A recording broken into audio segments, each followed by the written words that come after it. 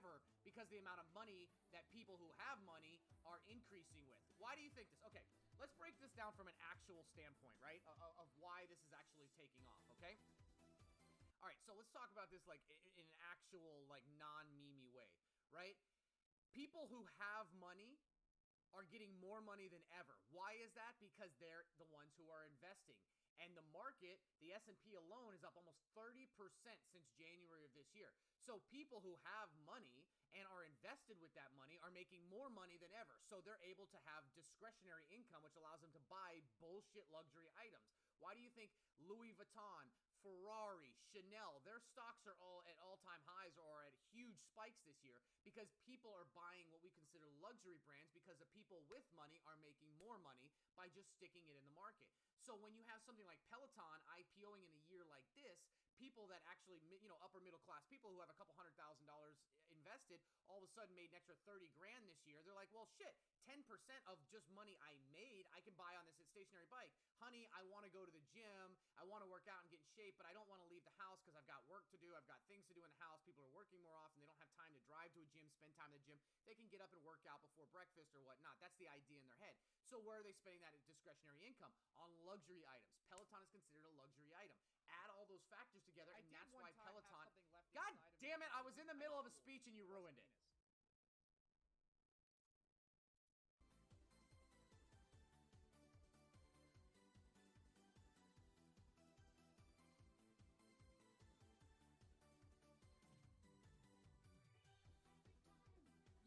I ride my bike with no... Okay.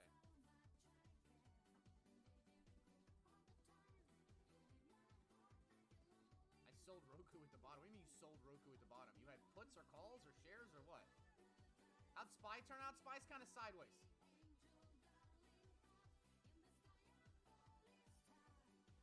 Still not looking strong, though. VIX is dying, which is good, but tech shorts are starting to creep back up, so it's a wait and see. Everything is very weird right now. Everything in the market's very weird right now. What is good? Welcome, guys. I see we already got a couple viewers, so we'll kick it right off. Good morning. Good morning. Got a little bit of coffee here. It's still a little hot. Gotta just sip it. Cheers with both. A little coffee and cannabis.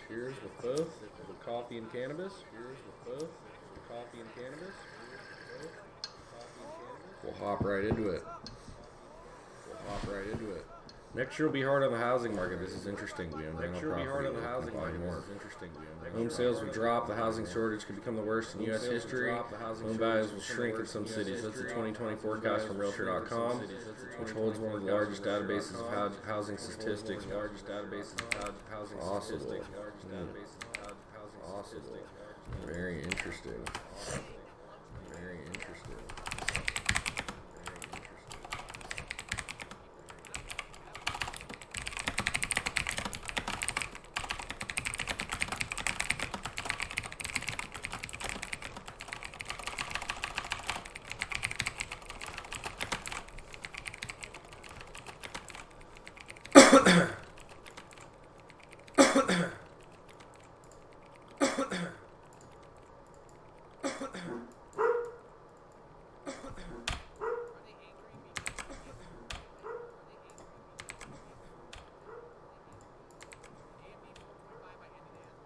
See what the people say about that. Sales of existing homes will fall 1.8% from 2019, according to forecasts. Home prices will flatten nationally, increasing just 0.8% annually, but prices will fall in a quarter.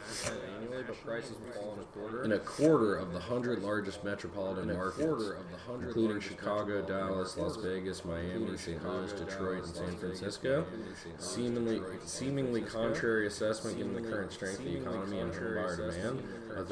dynamics of this housing market are unlike any other, the result of a housing crash unlike any other. Real estate fundamentals remain entangled in a lattice of continuing demand, tight supply, and disciplined financial underwriting, says George Ratui, senior economist at Realtor.com. According to 2020, will provide to be the most challenging year for home buyers, not because of what they can afford, but rather what they can't find. It's all about supply. The inventory of homes for sale has been falling steadily for several years, and it's at its lowest on the lowest end of the market.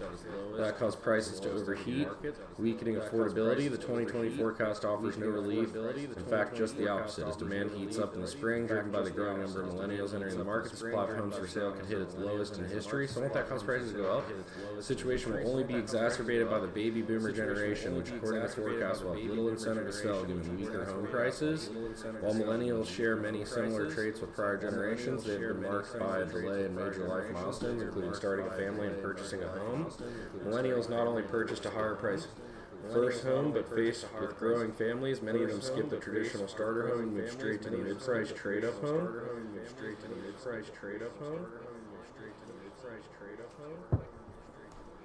Dude, mute the Twitch page in your browser. Oh shit. Fuck. Jesus criminy. Sorry about that. Fucking A, Snost. What's good, brother? I guess I should put the headphones on for this. I was like, oh, stock stream, don't need headphones. No fucking music. That was intense. I'm sure it was. Thank you for telling me. I'm sure there were a lot of people that were just fucking lurking. And they were probably getting wrecked in the ear, and I didn't know, and I'm sorry for that. What's good, brother? The dynamic will continue in 2020 and added pressure in the middle range of the market. Millennials will dominate the housing market. God, I'm trying to pick up some more houses, though. Counting for 50% of all mortgages by spring, according to the forecast, just short 5 million millennials will turn 30, which is when many people buy their first home, and the oldest will turn 39. Generally, when family dynamics kick in and people move to larger homes in suburbs. Single-family construction will increase in 2020, up 6% annually, according to the forecast. I wonder if now's a good time to do a home builder play in the stock market. I don't have any home builders. That's interesting. I don't have any home builders in here. I have a lot of REITs. I have quite a few mortgage plays in here. I wonder if we should switch out one of these REITs for a home builder. That's not a bad idea.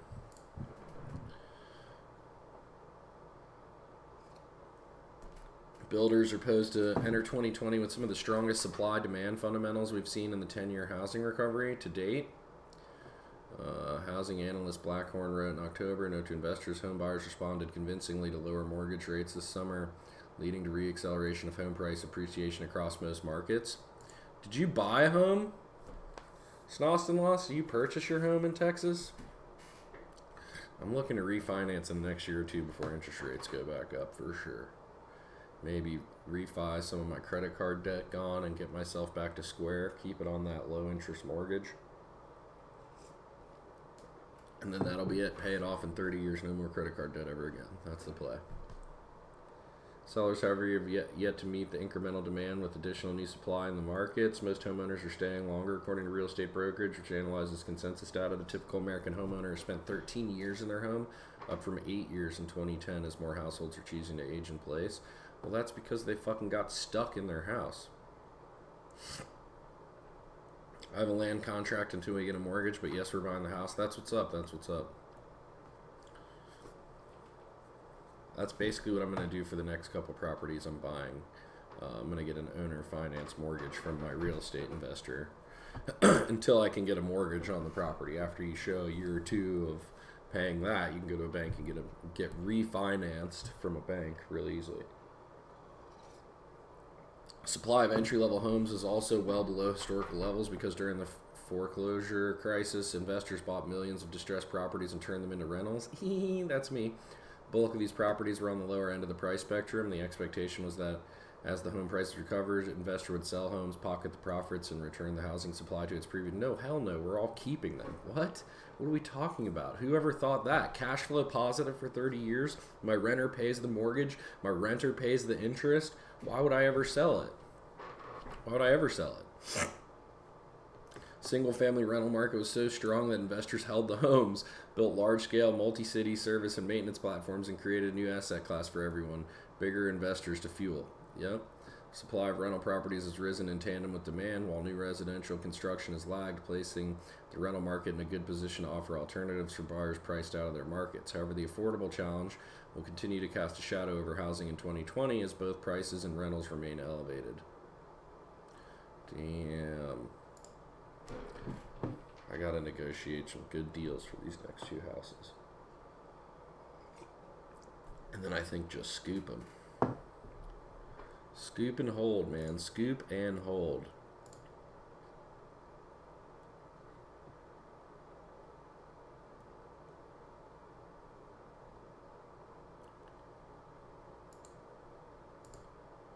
Jables, what's going on, Jables? How you doing? Uh-oh. Private payroll growth tumbles in November as job market is losing its shine. What does that fucking mean? Job growth slowed to a crawl in November, with private payrolls increasing by just 67,000 jobs, according to an estimate Wednesday from ADP and Moody's. The count was well below the 150,000 consensus. Holy shit. Economists surveyed by Dow Jones in the lowest month since May. Grind at work, analyzing all of the things. That's what's up. Let's fucking go. Let's fucking go.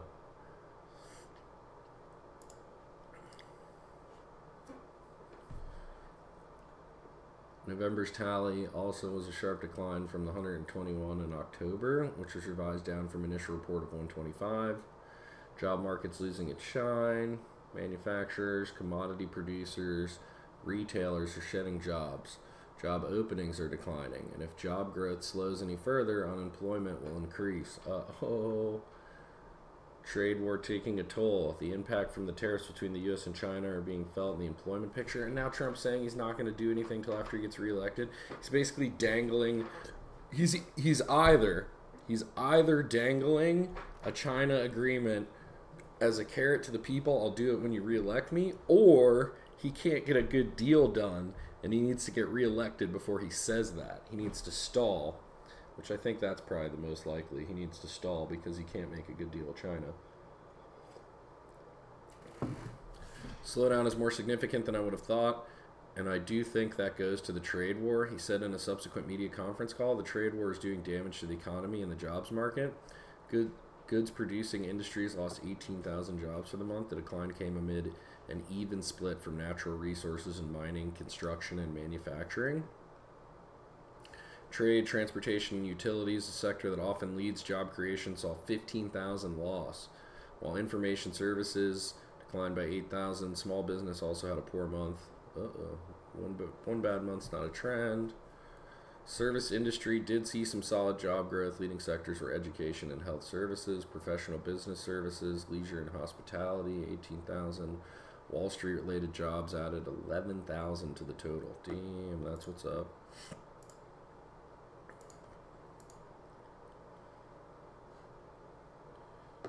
Staley, you still out there? What's going on, Staley?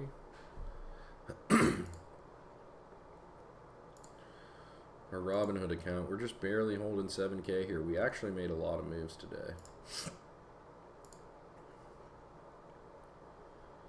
Filters. Orders.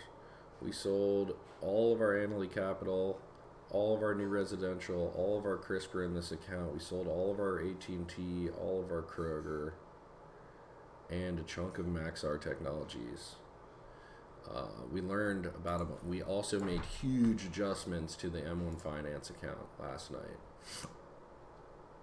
As you can see, the pies are all way out of whack right now.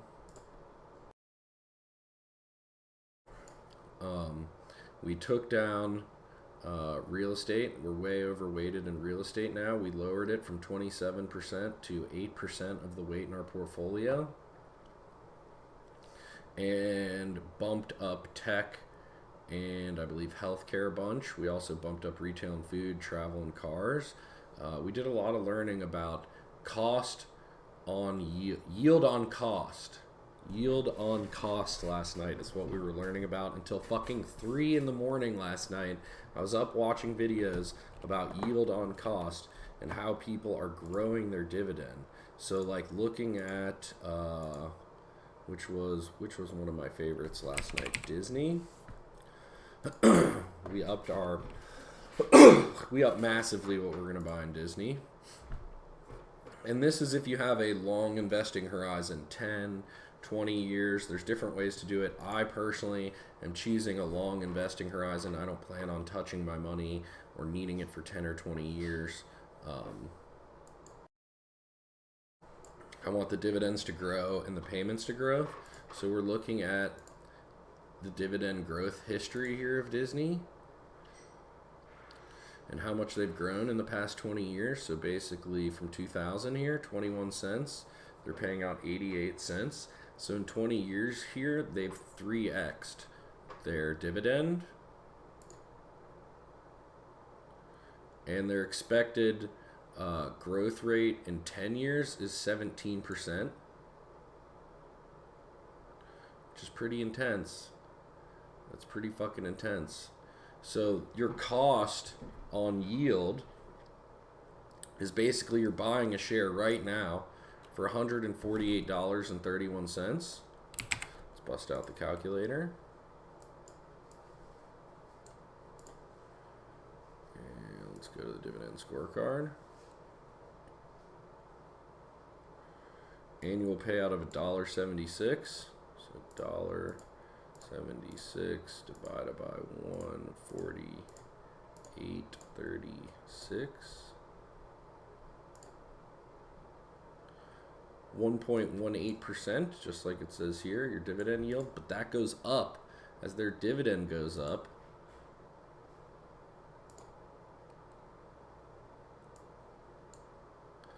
I forget how he calculated this exactly last night. It was insanity though. So year over year, it's going to grow 6%. That dividend. But then this 17, it's not just like times 17%. It's like to the power of. It's this 6 to the power of 10. So that $1.18 times. I see our Enbridge is up today. Yes, I lowered our energy and utilities. So we were talking about this cost on yield right now and like how Disney grows their dividends so fast. So let's just look at that. And this is why I took down real estate and my energy. They pay a bunch up front, but they don't grow as quickly. So you look at dividend growth here. Still pretty good. Holy shit.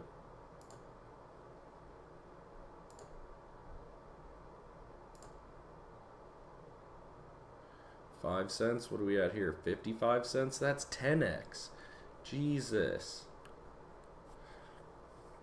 You still need to be pouring into there. So confused on how I want to do this. Where is this dude?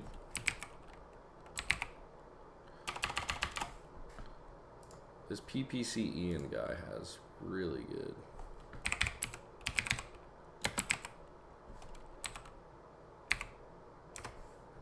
Is that what it is?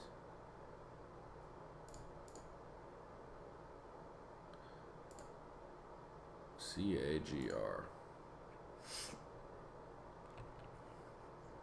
This, yes, this video right If you are a dividend growth investor that is interested in paying your bills with cash flow from dividend stocks, I have a framework today that I want to share with you. Sorry. This is a framework Tough spot. What's good? Use, and it helps me segment my stock portfolio. It helps me understand. This video helped me understand what CAGR is, and this explains it right here. He uses Disney right here to show you an 87% return. If you wait 30 years, if you buy a share today, getting 1.76, or when he made this video in May, it was 1.76. Right now, it's even worse because their stock price has gone up.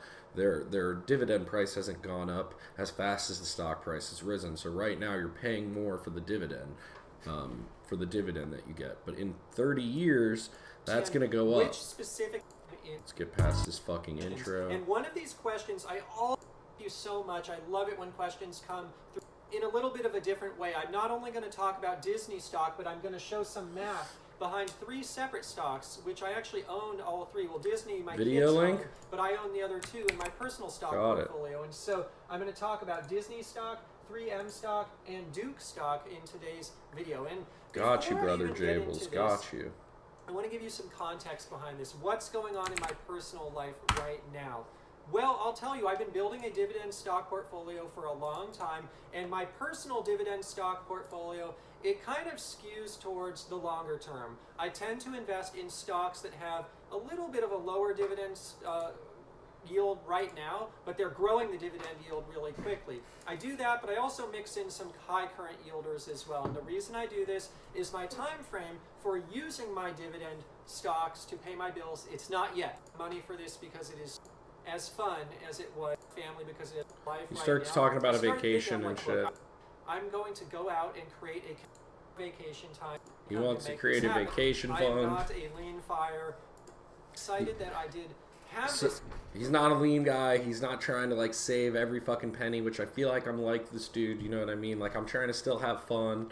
He calls himself a thug life investor, which I kind of find funny. He's like into hip hop and stuff, which I like the guy. So am I. You know what I mean? But he's like, he's not trying to be so lean and mean and live so frugal that he doesn't enjoy life. He's trying to enjoy life as well as investing. This idea now because operating statement before even launching this portfolio that all dividends generated are going to pay for expenses for family vacation. So that's kind of thought 1. But insight 2 here is this is a different type of portfolio. My other portfolio, the one that's meant Boothelman, thank you for the follow. I appreciate it. Thank you so much. So I need a little more dividend growth in there. Is it directly applies to that subscriber question that was asked? I am so blessed. All right, let's get to the meat here.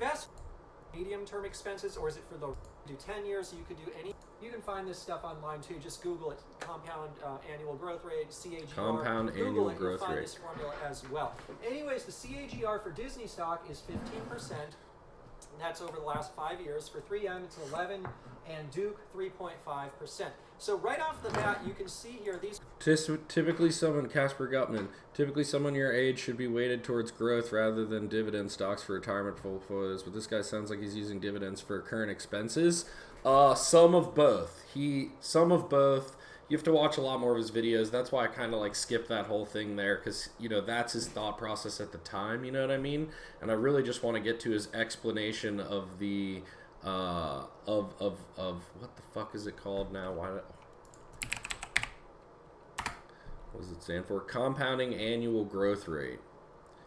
Of how this works and how like weighting towards some of these, you know, growth stocks is better for you while still getting dividends. So like he's similar to that train of thought here, Casper Gutman, and like when he gets into this, like his kids own a lot of Disney because they have this time frame here to wait 20 and 30 years and get that compounding annual growth rate of the dividend.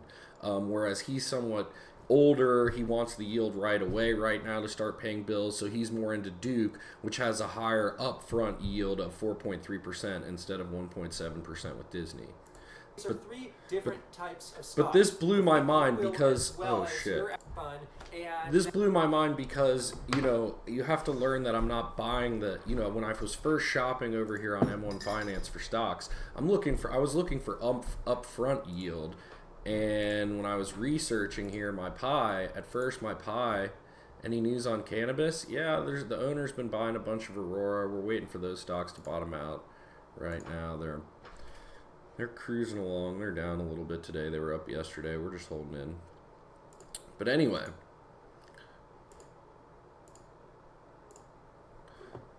I was looking for higher dividend yield, and at one point I had this up at almost 4% on my pie. And now it's down to 2.7 because I'm looking for the longer growth that he's about to explain.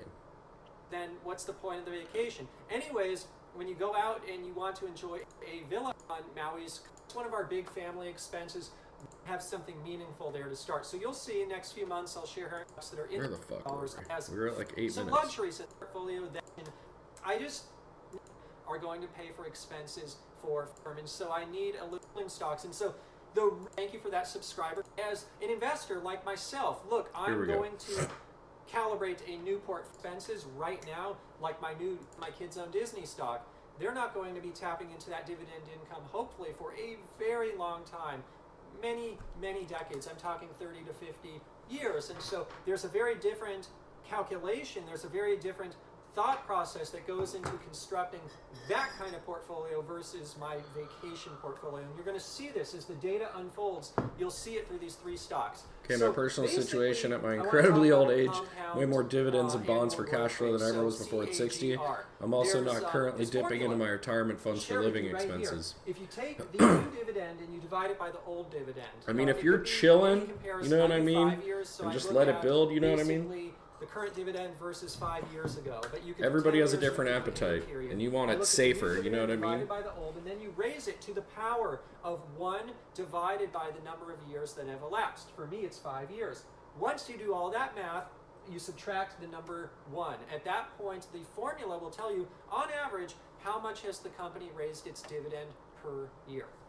Years, tough spot. If you store them in a cool, dry place, you could have them for decades. You'll find this formula as cool, well. dry place. Anyways, the CAGR for Disney stock is 15%. That's over the last 5 Dark. years. For 3M, it's 11, and Duke 3.5%. So right off the bat, you can see here these are 3 different types of stocks. The first Understood, one, Casper Disney, Gutman. it's really quick at growing. In theory, its can't dividend. handle market The second corrections one, as well as a 3M, younger is person also could. really quick at growing its dividend, but not quite as much as Disney. And Duke, it's kind of slow at growing its dividend. I still But think not you bad want. for a Here's the thing: is you have to like decide if you're gonna. And this is something I don't know yet in my life. Like, if you're gonna blow it all at the end, if you plan on using all of it or trying to pass something down, you know what I mean? And like, I feel like if you're blowing it all, then you get conservative, hold it out as long as you can, and then blow it all at the end. But if you want to like pass down generational wealth and growth, I feel like you always shift towards what you're doing to keep the wealth there, but you still have to have some things like Disney and tech and some future growth for the portfolio, you know what I mean, to kind of try and beat inflation a little bit, you know? Now, I'll tell you, Duke, I think they can continue that 3.5 in perpetuity. Because I physically don't have the time. Yeah, understood. As more time elapses, those percentages will go down. Maybe the 15 becomes a 12, maybe this 11 becomes a 7 or an 8. That being said, I'm using this just for a point of comparison because it helps me select which stocks to place in my portfolio. So anyways, I do this whole table. I want to walk you through Market's this. Going to take Year hard. One.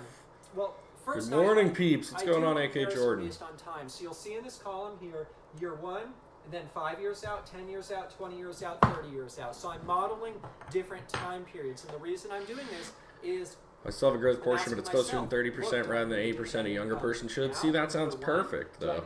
That sounds what's up. Do I need it 30 years I love out? it. You can model this even further. But it's important at home just to ask yourself This that retirement question. approach should When make do you damn need sure the you're dividend? invested aligned with your My risk new tolerance at the portfolio, time I horizon. now have existing Absolutely. portfolio. You're Absolutely. looking probably 10 or so years out when really we'll start tapping into it. That being said, I always reserve the right. I always reserve myself and my family the right that if we need to start tapping into it now to pay certain living expenses, we have that luxury.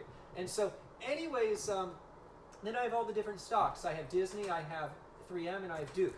I have 2 columns for each of these stocks. I have the dividend, and then I have the yield on cost. So what is yield on cost? I'm going to do a quick summary of this. One of my first videos on here on YouTube was about yield on cost, so I think This shit blew my mind last night. And I'll link in the description below to that video. But anyways, what yield on cost is as a dividend investor, you're basically looking how much money can I yield on my money invested, on my cost. It doesn't matter where the stock goes. Stock could go up, stock could go down.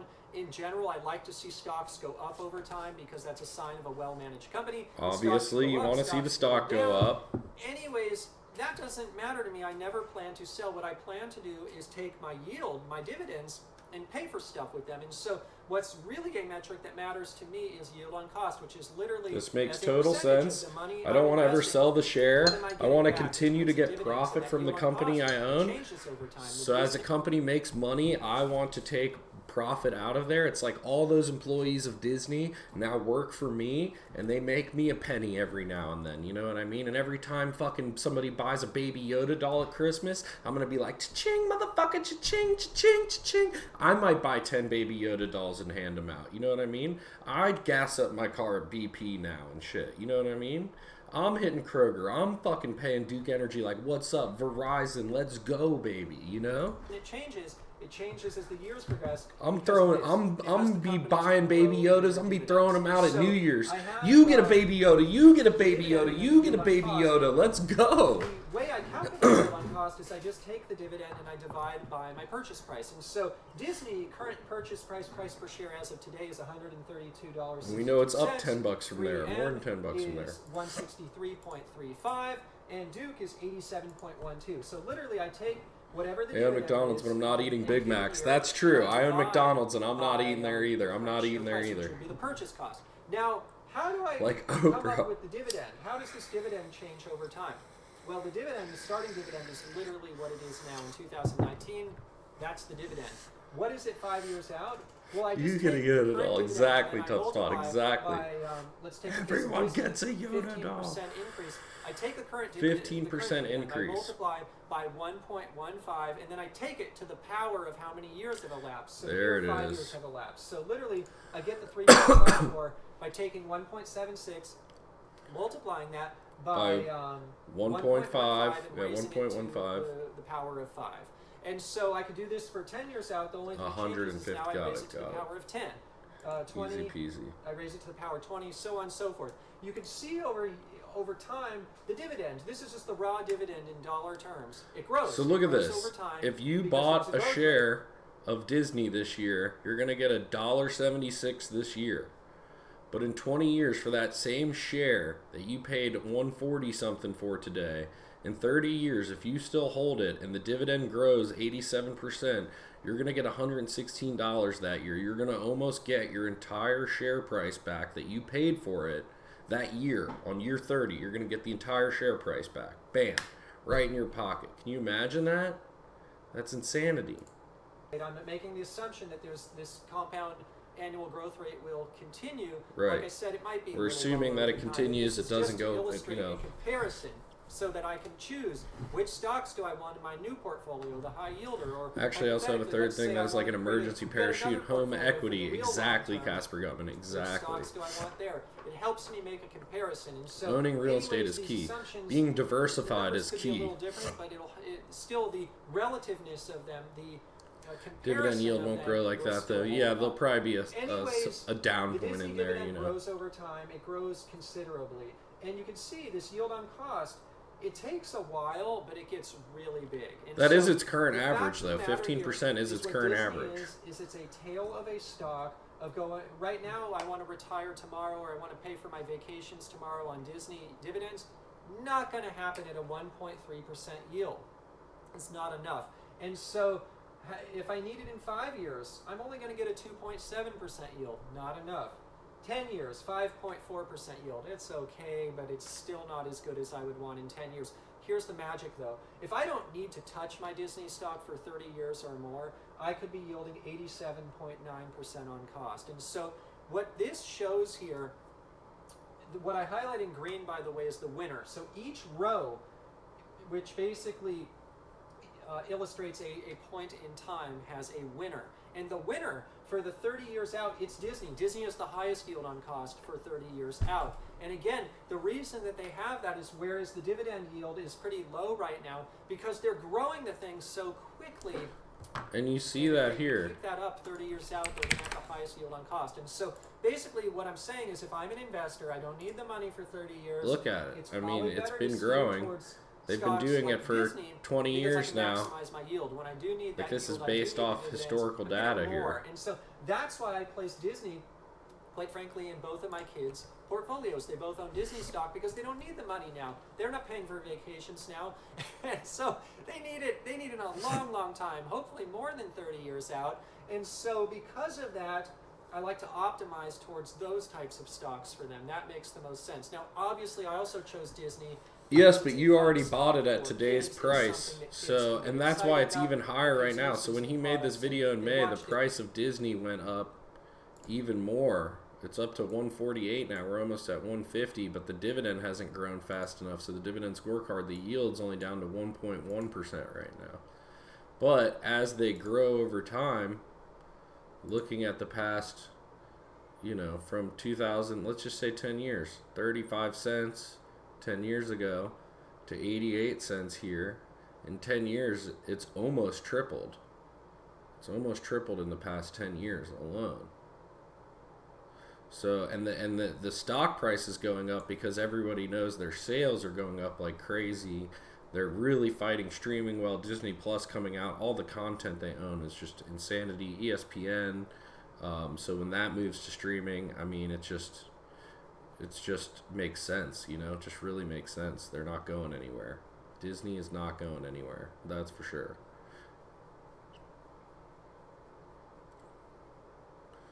Yeah, but that's also a reflection of stock price. Again, yields don't get above 5% typically. Yes, but that's as the stock price grows. So looking at the same 10 years, look at where we were 10 years ago. It was $30 a share. So if we're continuing this trend here, you know, you're getting that same 1% here, you were getting the 1% there. But you're buying the share here. So if I would have bought a share of Disney in 2010 for $30, today it would be yielding me $1.76, that same share that I bought for $30. So $1.76 divided by 30, 5.8% yield on cost from what I spent 10 years ago. Agree, but my point is that it's stock price driven, not yield driven. What the current yield is, yes. Whatever the current, higher the price, the more you make on yield, but percentage is the same. No, I don't think so. So the higher the stock price, the lower the yield, because depending, but if the stock price is rising, here's what it is. If the stock price is rising, then the yield is going down. Then the dividend yield is going down. Oh yeah, here we can look at it on this. So see how the yield is going down? That's because the stock price is rising. And it's rising faster than they're rising their dividend yield, because buyers are looking for future profits, or buying for future profits. 5% on $1 and 5% on $100 is the same percentage, but you get more money. Still a good thing. Yes. But the dividend is not tied to the stock price. The stock price can go down while the dividend goes up. So like if you look at 08, well, they actually have a little dip here. They do dip. They do dip for a little bit for sure. But there are other companies that do not and continue to pay, like looking at Johnson & Johnson. Max. Where's 2008 in here? They do dip for a little bit. Everybody dips for a little bit. But they still continue to pay. Let's see what it is here. 68. Oh, that's their stock price. I'm not looking at the fucking Jesus. I wasn't looking at the right page for either of them. Look at this. Look at this. 2008, the dividends keep going up. Even though the stock price takes a hit, the dividend continues to rise because Disney's still making money. Johnson & Johnson's still making money. Here we go. And you can see how Disney, the stock price takes a hit. The price takes a hit. It went from $32 all the way down to a low $15. So the stock got halved. Stock got cut in half. But the dividend at that same period of time 2006, it was 31 cents, 35 cents, 35 cents in 2008, 35 cents 2009, 2010, 40 cents, 60 cents 2011. So at the time, the yield went up. You'll probably see a spike in the yield. Oh, why doesn't it show me back to 2011?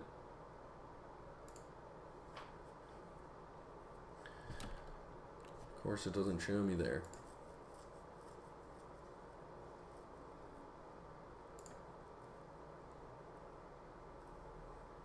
Companies increase their dividend when they make more money. No, yes, but these companies are constantly growing even through a recession. So even though investors are willing to pay less during a recession for the company, these companies are still earning, and they're still earning well during that period of time. So you don't have a reason to sell. Like why sell in 2008 when you're still getting the dividend? Johnson & Johnson's still going to pay you more in the future. You know that this is going to keep increasing. I mean, look at Johnson & Johnson. This is just a crush mode. 20 years from 16 cents to 95 cents. 5x your money pretty much. Holding the same share. Like if you would have purchased back in May of 2000, you paid $48. You paid $44. Jesus criminy. You paid $43 a share. So not only did you get all the share price appreciation, but your $43 a share is now yielding you $3.80. So you're getting $3.80 divided by divided by your $40. $3.80 divided by, let's just say it's $45 you paid for a share. That's an 8% yield on your money now. Every year. You're almost getting a 10% yield every year. That means the next 10 years you're doubling your money for sure. Just on the dividend coming in. That has nothing to do with the share price appreciation. Then you went from $40 to $139. You've 3x'd, a little over 3x your money just on the share price appreciation. And because you were getting a dividend, you didn't get scared right here. You didn't need to sell.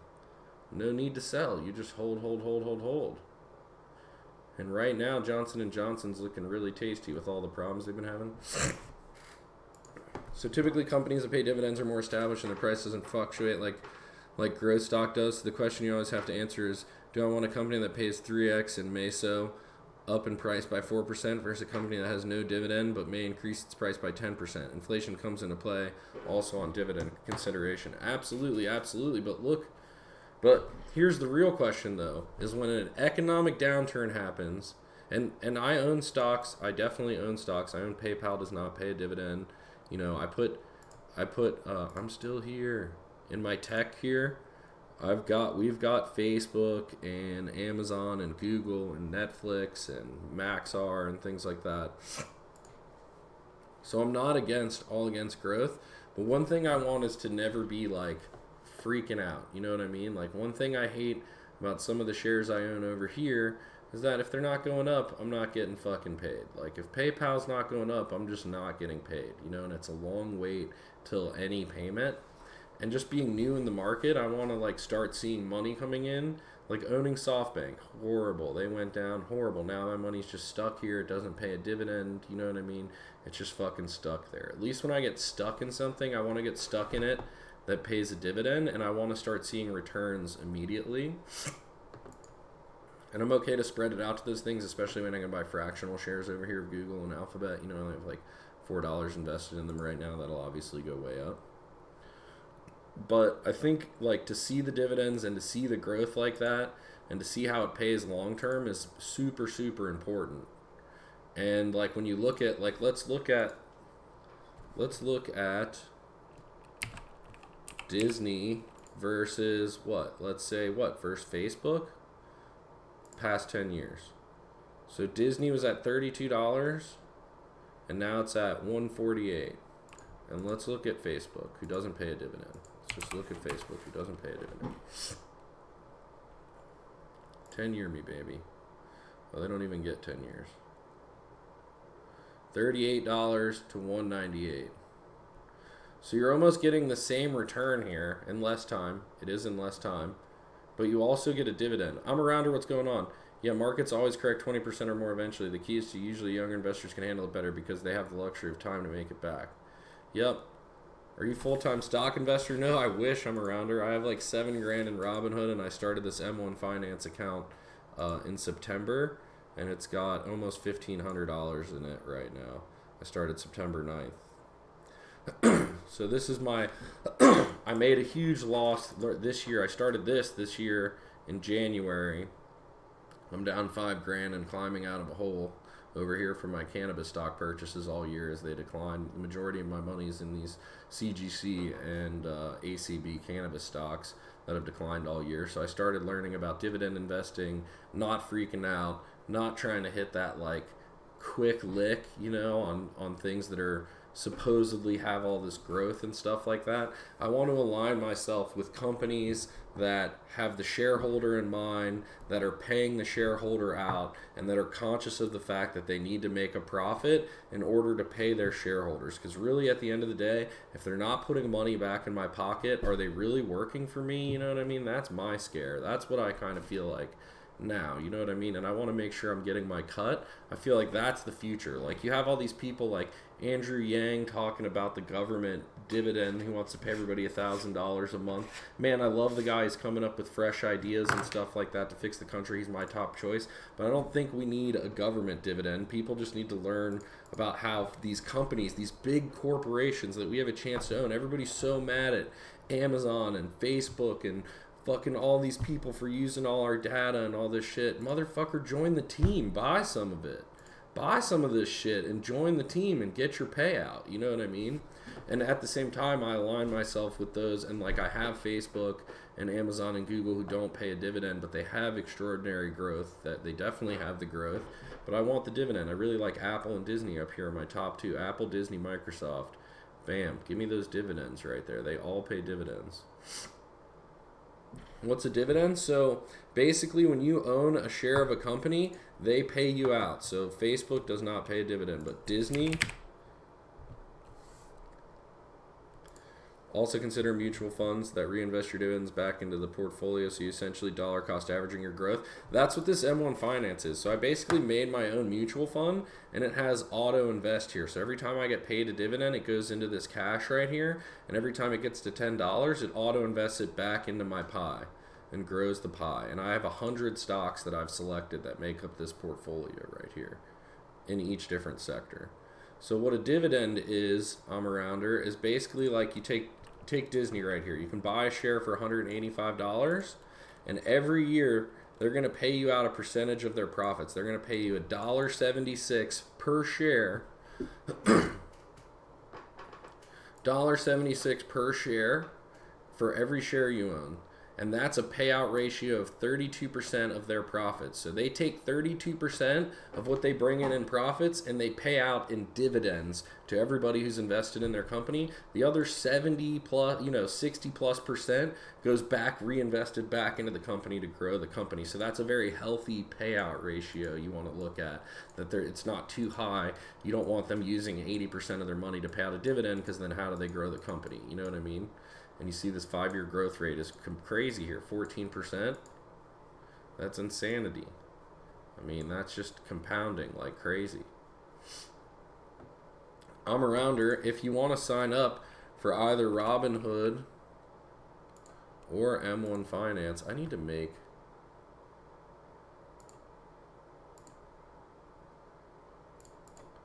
a fucking link to M1 Finance, don't I?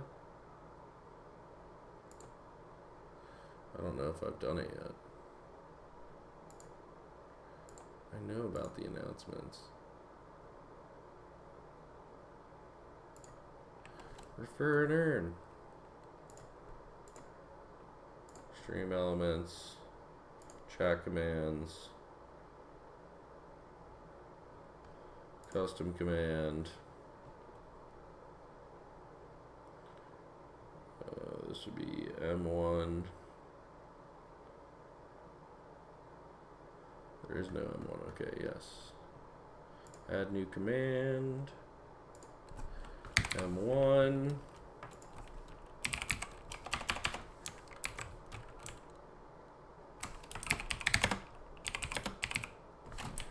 Sign up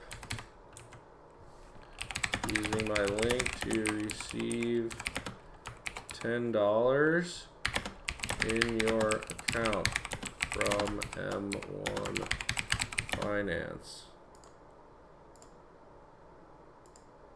Bam. Activate command. So Robinhood M1. These are the two different portfolios I use. So Robinhood. Rex Mundy, thank you for the follow. I appreciate it. Thank you so much, Rand. Do you know any angel investors from poker regarding the stock market or crypto? I do not. God, I wish I did. I wish I did. I'm trying to make my own way here. You know what I mean? But you can start with as little as $100. Be mad at what's going on. Got you first super interested in learning how to invest. Was it because you know cannabis is going to be huge? There's going to be tons of money to be made in the sector, so you must learn. Well, number one, I know I'm outgunned in the cannabis sector. So, like, I have a cannabis medal. I've fought my entire life trying to become legal from being illegal in cannabis. I successfully did that. I made a lot of money. I obviously got myself some awards, but I realized I'm outgunned. I don't have the money. I don't have that angel investor to throw millions of dollars in front of me. I can't get a license in Ohio. It was given to some billionaires. You know what I mean? So, but I know the industry very well. I know the industry very, very well. So I wanted to use that knowledge of the industry to invest in what I think will eventually be winners. I'm not worried that I'm down in CGC or ACB. That's why I haven't sold. I'm going to buy more. They have billions and billions of dollars. ACB is one of the cheapest producers of cannabis right now, quality cannabis. I want to get to over 1,000 shares of this company. And I'm waiting as it drops. I want to buy more. I think this quarter and the next couple quarters are good times to start getting a foot in the door in cannabis. I think they've kind of bottled out here over the year. You know what I mean? So that's what made me get started. When I moved back to Ohio, I first got into real estate. I got my real estate license. I flipped homes. Instead of just being a regular realtor who fucking worked with his network to sell your friends their first house and shit like that, I went and got a job. I got a job as the bitch. I was the bitch at the best wholesaler in this fucking city. The people who are cranking the most investment property, the most single family homes, I went to them and I said, how the fuck can I help you? Let me learn. Get me in this motherfucker. Within a year, I was their number one fucking seller. I was selling one house a week on average. Sometimes it was more, sometimes it was less. But I was averaging one house a fucking week in sales. Just fucking crushing it. I started selling houses to a family, like a friend and a friend's father. And they would flip them, and eventually I took them on as an investor, and that's how I purchased the house I own and started flipping property. I own some real estate. So the majority of my money is locked up into real estate. You know what I mean? But that's okay. The cash flow is positive. It pays the bills. It allows me to have the time to sit here and fuck around with you guys, build this stream, which I think is another cash flow generating thing of income, something that's growing and very interesting, and I really like having a community about it. I've learned a lot talking with people and shit like that. And this year I was like, okay, we own 3 pieces of property, got some rentals. I'm picking up more rental property, but I want to get in the stock market. I want some more passive income that I don't have to manage as hard. What I'm finding is I do have to manage everything just as much. Every stream of income, nothing is truly passive. You know what I mean? You're always managing and learning and figuring out. And this year I had to figure out how to stop the bleeding and figure out like how this works, you know? And I think dividend investing is the slowest. I mean, look at this, September 9th, nothing but green pastures. Nothing but green pastures. You know what I mean? That's the type of passive, no headache I want as well on the side. So there's still money to be made flipping houses? Fuck yeah, it'll never be over. It'll never be over. Everything ebbs and flows, you know what I mean? Sometimes it's really good. Sometimes it's not that good. Same with the stock market. Sometimes it's, you know, you don't want to be selling. You know, sometimes things aren't good. Sometimes they're excellent. I think you cost average yourself into life, basically. You could always buy real estate. You always buy stocks. You keep building it up. You know, and the reason I started doing it is because I'm thinking about my retirement. How the fuck do I retire one day? How are my bills one day paid so I can just chill and sit back and enjoy time with, you know, with my girlfriend, my fiance now, you know, and enjoy time with my family and fucking not have to hustle all day, every day, not have to sweat it out every day. You know what I mean? Check out a book called Trend Following, Solid Stock Market book. That's what's up. That's what's up. I'll have to definitely check that out. And that's what I'm working towards here. Is like, how do I have enough cash flow that I can just do whatever the hell I want? You know what I mean? When I want to. And that's what I'm trying to figure out here. And so I think the best way to do that is through dividend growth. Dividend and growth. I mean, it's both. It's both the growth fund and dividends. Biggest thing people don't factor in when it comes to the cannabis side is how much international growth is coming down the pipeline. Wait till places like Australia, Germany, Italy, Spain come online. That's why I like CGC and ACB, because they have lots of reach in other places. Yeah, CGC or ACB just got approved in Denmark and stuff. They do. CGC, who is in with I also own Constellation Brands, who owns fucking, you know, over 50% of CGC now. And these people pay a dividend. They are Dos Equis and Corona and a bunch of wine and spirits and stuff like that. I think they sold off their wine and spirits or are working on it. But they pay a dividend and they're invested in the cannabis industry. So a nice way to play that right there. Obviously way more expensive per share, but growing. Look at the growth here in 5 years. It's gone from $95 up to fucking, we're down to 186. Oh, it's fucking doubled. It's doubled in 5 years. You know what I mean? But they obviously give CGC reach into Mexico and things like that. So it's very interesting. It's very interesting how this is all going to play out. And I'm way outgunned in the cannabis industry. So, Mike Cash, we're out here. We see you, bro. We see you. We see you, brother. Mike Cash on the YouTube channel. So, I mean, that's what I'm trying to figure out here.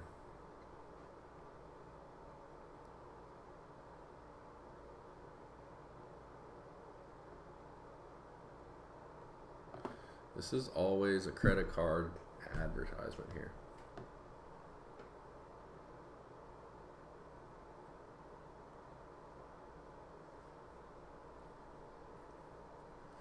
People starting to spend, stopping spending. Peak holiday season started off with a thud for cargo airlines as demand continues to fall short of supply amid slowing global growth. The trade war that continues to weigh on the sector. Air cargo demand 3.5 and fell 3.5% in October. Start of the peak season when companies are stocking up inventory for the holiday shopping season compared with a year ago. Oh man, that's crazy. Didn't sleep well that night. You played the Ace 2 and the 35K guarantee. Oh my god. We'll do it. We're gonna get it today, dude. We're gonna get it today. We're gonna run it up today in the pokers. The U.S.-China trade war is generally slowing trade and weakness. Economic growth are weighing on demand, setting up air freight volumes this year to be the weakest. I think people are also like over the just blowing their money. Also, the Dems win next election. Full legalization is a slam dunk. That could be interesting too. Air cargo's peak season is off to a disappointing start. Director General CSN release. It's been a very tough year for air cargo industry. Capacity has outpaced demand for 18 months. Middle East and Asia Pacific region posted the sharpest declines. Europe demand fell. Demand in North America dropped 2.2. Latin America fell 1.9. That's interesting. Trade is falling. Trade in general is falling, which is very interesting in a world economy. You know what I mean?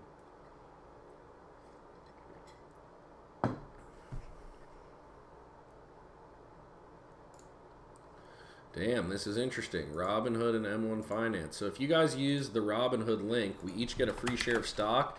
Could be worth up to $1,000. The most of them I've gotten from people, it's between $5 and $10. I have gotten some $15 stocks and things like that. So it is pretty dope.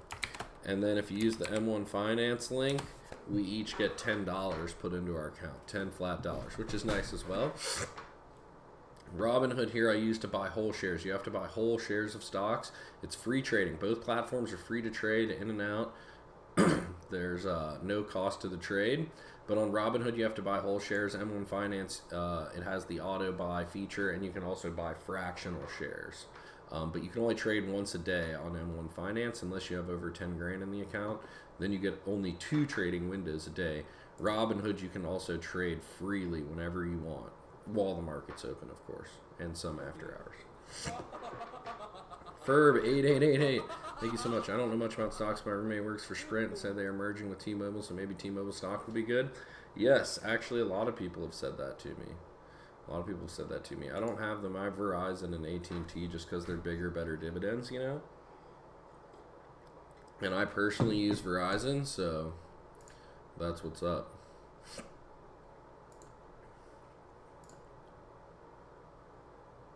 Free stock trading startup Robinhood just reached more than 10 million accounts, the company said Wednesday. Silicon Valley startup, mostly used by millennials to trade stocks and cryptocurrencies, has grown rapidly from its 1 million subscribers in 2016. Damn, they've 10x'd in 4 years. That's pretty crazy.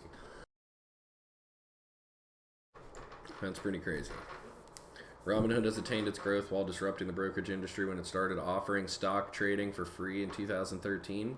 This fall, all the major retail brokers followed suit and dropped commission fees on stock trading to keep up with the trend that Robinhood set. We founded this company to break down barriers to our financial system, the company said in a blog post. As a result, we're seeing change across the industry. Our brokerages have dropped their commission fees, removing the needless barrier for the financial lives of millions. To put Robinhood's 10 million clients in context, the combined Charles Schwab, TD Ameritrade brokerage giant will serve about 24 million clients. Schwab announced it is buying TD last month. Robinhood landed a $7.6 billion valuation in July after its latest funding round. The Menlo Park, California-based company announced it raised $323 million in a funding round led by DST Global in order to bolster its mission of democratizing finance for all. Damn.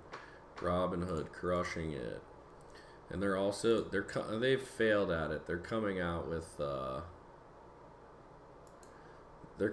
like a savings account and a card and things like that. M1 Finance too. You can also do multiple different accounts here. I just like to auto invest all my cash back into the portfolio. Bing, bing, bing, bing, bing, bing, bing. So far, since September 9th, we've earned $6.47 in dividends. DF Hayek, what's going on, DF Hayek? How you doing today? What's good out there? It's pretty interesting. Robinhood killing it.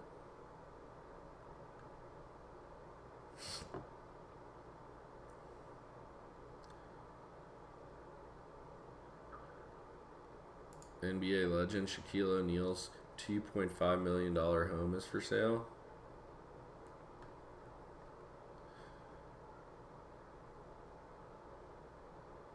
Do you watch the video? Got the stomach flu and it's causing me to cramp like crazy. Sorry to hear that. DF Hayek. That sucks.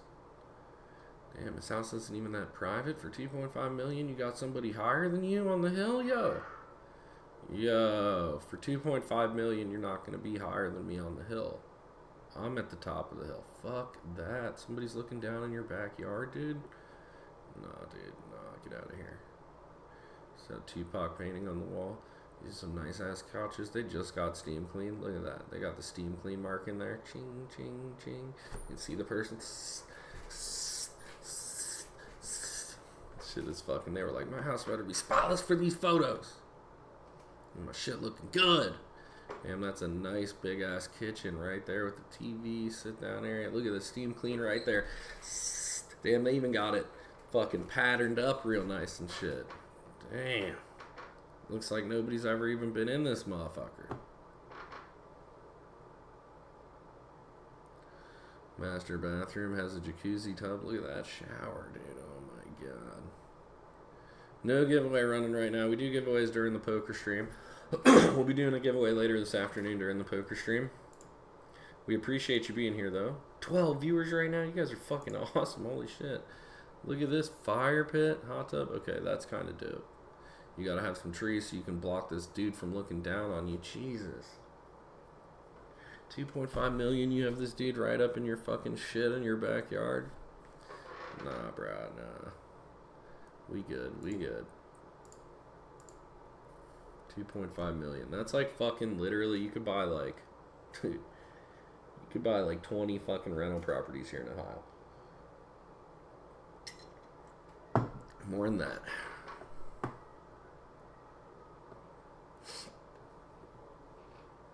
Need some large trees back there.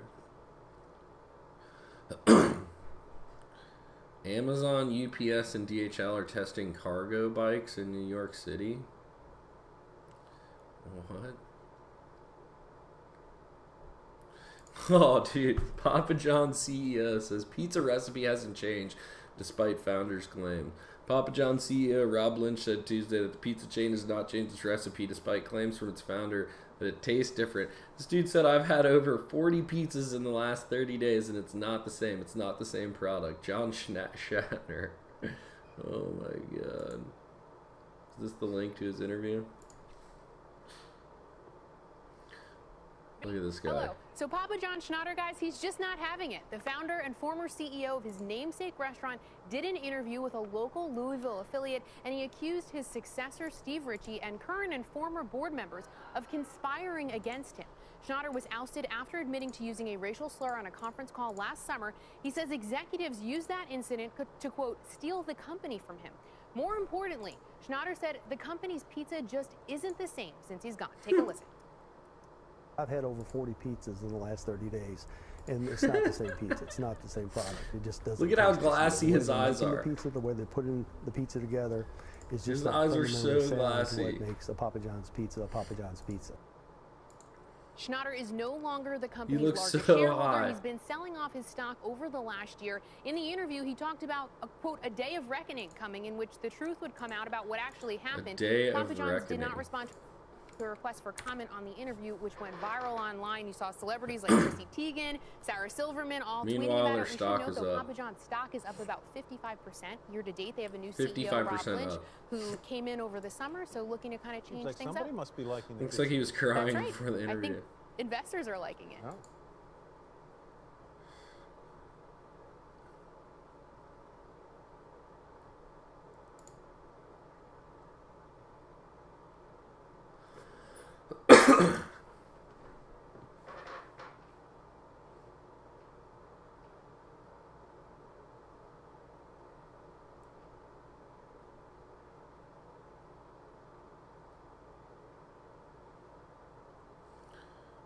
What? End of the world. Papa John's pizza tastes different. Seriously.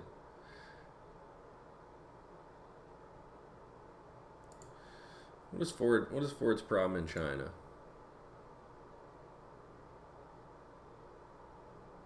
American cars are struggling in China. Yeah, because they make better cars. I just bought a Honda. U.S. automakers' shares of the Chinese auto market have fallen, and companies have scrambled to shore up Over their a whole businesses percent, in the wow. largest car market in the world. It's like 10% One of firm the that has current thing. especially seen its share of troubles is Ford. Its rival, General Motors, is the second largest in sales in China, behind German giant Volkswagen. A late arrival, a less than ideal partnership, and difficulty keeping up with the rapid pace of the fast-growing and highly competitive. That's all I can handle. I gotta go lay down. have Thanks, all DF Hayek. left Thank you Ford for in stopping the out. dust behind its larger rivals. But the Blue Oval seems determined to succeed. The Blue The Oval. company said earlier in 2019 it has a plan to catch up to its competitors. And to What's be fair that? to Ford, things are now tough for everyone in China. Intense competition, the rise of Chinese brands, and a slowing market mean the good days for foreign automakers may have come to an end, even as Chinese companies plant stakes in the United States. In the later decades of the 20th century, China began opening up its domestic automotive market to foreign companies, on the condition that they formed 50-50 partnerships with Chinese firms. Really? Up to that point, domestic companies had ruled the Chinese market, and they tended to focus on commercial trucks. But there were a few foreign manufacturers who sold cars in the country in low volumes. Toyota, for example, had begun marketing its Crown sedan in 1964. One of the first international companies to establish a meaningful business in China was the German company Volkswagen. The company signed an assembly contract in 1982 with the Shanghai Automobile and Tractor Company, at that time the largest Chinese vehicle manufacturer. Around the same time, French brand Peugeot and American brand Jeep also set up joint venture partnerships in China. Other similar agreements came later. But with the exception of the Jeep partnership, Japanese and European automakers tend to dominate among foreign brands working in China. The biggest American player in China is General Motors, which won a battle with its arch-rival Ford over a partnership with China's Shanghai Automotive Industry Corporation in the mid-1990s. GM has been partnered with the firm ever since. Ford later joined together with Chang'an, another state-owned Chinese manufacturer. That looks like that Audi. relationship has been considered a source of strain. What is this? GM, at one point, I thought they were late to the game, but they caught up very quickly. Volkswagen was in really early and became a very well-known foreign nameplate really fast. And then GM caught up with them, basically. And GM and Volkswagen have been the market leaders Honda, for Toyota, quite some time. Penske, Ford Tesla, was late to the Delta party. Airlines. Ford came in, and to be frank about it, their joint venture partner Chang'an was not quite at the level of the joint venture partners that Volkswagen and GM had in terms of sophistication and government power and influence and things like that. And so Ford Second is government power and influence. In addition, Ford and its partner have had difficulty in the past keeping up with the rapidly changing new car market. Fashions change enormously. One year, some model of Volkswagen will be the one that everyone wants, and then the next year it'll be a Buick that everyone wants. And to some extent it's regional, but it's also very quickly changing. The Chinese auto market is super competitive.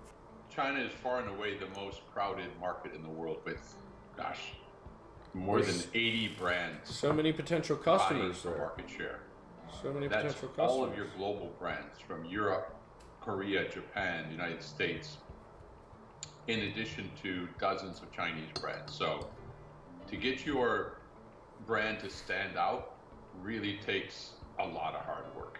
Volkswagen is the largest automotive presence in China, but GM is number 2, and it has a far larger presence in the country than its smaller American rival. Whereas Ford sold roughly 752,000 cars in China in 2018, GM sold more than 3.6 million.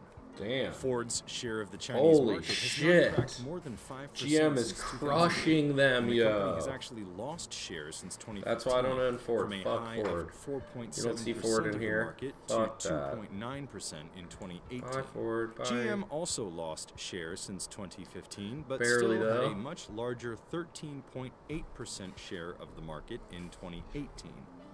Aside from the benefit of a International, solid baby. head You start, can own GM American also stocks and enjoys be some rather international. unlikely You can prestige have an in international China. presence. Its Buick brand, You can long still get and part of often Chinese sales stereotyped owning back American home as companies. An old-fashioned purveyor of sedans and wagons for grandparents, is in China considered an elite, almost premium brand. Buick was the first American brand GM introduced in China when it partnered with SAIC, in large part due to the pedigree the brand had in the country. Buick has a long history in China. It was the car that ferried famous Chinese figures, such as Sun Yat-sen, commonly regarded as one of the founding fathers of modern China, and Zhou Enlai, the first premier of the People's Republic of China. To be fair to Ford, it hasn't been terribly easy for any of the 3 Detroit automakers in China in recent months, as slowing economic growth has dented consumer demand. Things really began to slow in 2015, and automakers for the first time needed to discount their prices in order to stimulate growth. Then by 2018, even discounting wasn't doing the trick, and we started to see actual declines in demand for the first time in memory. I mean, you'd have to go back to the early 90s to find a time when the market was not growing. In fact, it was declining, and that's where we are right now. We're on the 16th straight month of declines. In the first 8 months of 2019, 16 months US of decline. automakers' share of Chinese passenger vehicle sales fell to 9.5%. Are there a lot of huge Chinese 10.7% brands coming out? during the same period of 2018. Show me some according to data from the Chinese-made China cars, Association of like new Automobile ones. Manufacturers. During that same time, German car makers' share rose to 23.8% from 21.6%, and Japanese automakers rose to 21.7% from 18.3%. We're getting beat. We're just A getting global beat. trade war has also We're getting created beat. headaches for companies and fed risk aversion among Dude, Chinese I feel like consumers. America needs to wake up and understand that we need to work and beat them. There's no fucking deals. We're not going to make a deal for somebody to buy our shittier product more than their better product. Like, I went and bought a Honda. You know what I mean? Like, we just got to own up to our mistakes. Not everybody gets a fucking trophy. Not everybody gets a fucking trophy. That should be the fucking new mantra. Like, you got to fucking win to get the fucking trophy. Otherwise, you lose. Watchers. President Donald Trump has lashed out at GM on Twitter about its Chinese manufacturing footprint. Oh my god. The automaker cited the trade war as a potential risk to its business in China in its 2018 annual my report. god. The trade dispute has affected Ford's business as well. The automaker has said the trade So war dumb. has raised the cost of its vehicles in China and led the companies to cancel plans to import its Focus crossover from China to the US. There are reasons to be optimistic about the future of foreign automakers in the country. China is lifting certain restrictions on foreign companies that could give them more control over their operations in the country, a greater share of the cash they make. BMW became the first automaker to buy out a majority share of its JV partnership. And it like goes, and I can't say, yeah, like that's what it is. But that like translates as people get older, they think the government should be doing that. Like they think that like everybody should win and economy should be spread out and all this stuff. And like, it's like, no, there's winners and there's fucking losers. There's people that fucking go and fucking execute and get shit done and find the path and jump the hurdles. And there's people that fucking suck and they lose. And we don't need to prop up losers. You know what I mean? We don't need to prop up losers. BMW brilliance. Tesla If you ain't first, you're also last, managed Ricky to Bobby. set up shop You in ain't China first, you're without last. any JV arrangement at all, something many people who watch the industry consider astounding. Decoupling from a Chinese partner could mean a higher share of profits, but it remains to be seen how easy such a situation will be to manage.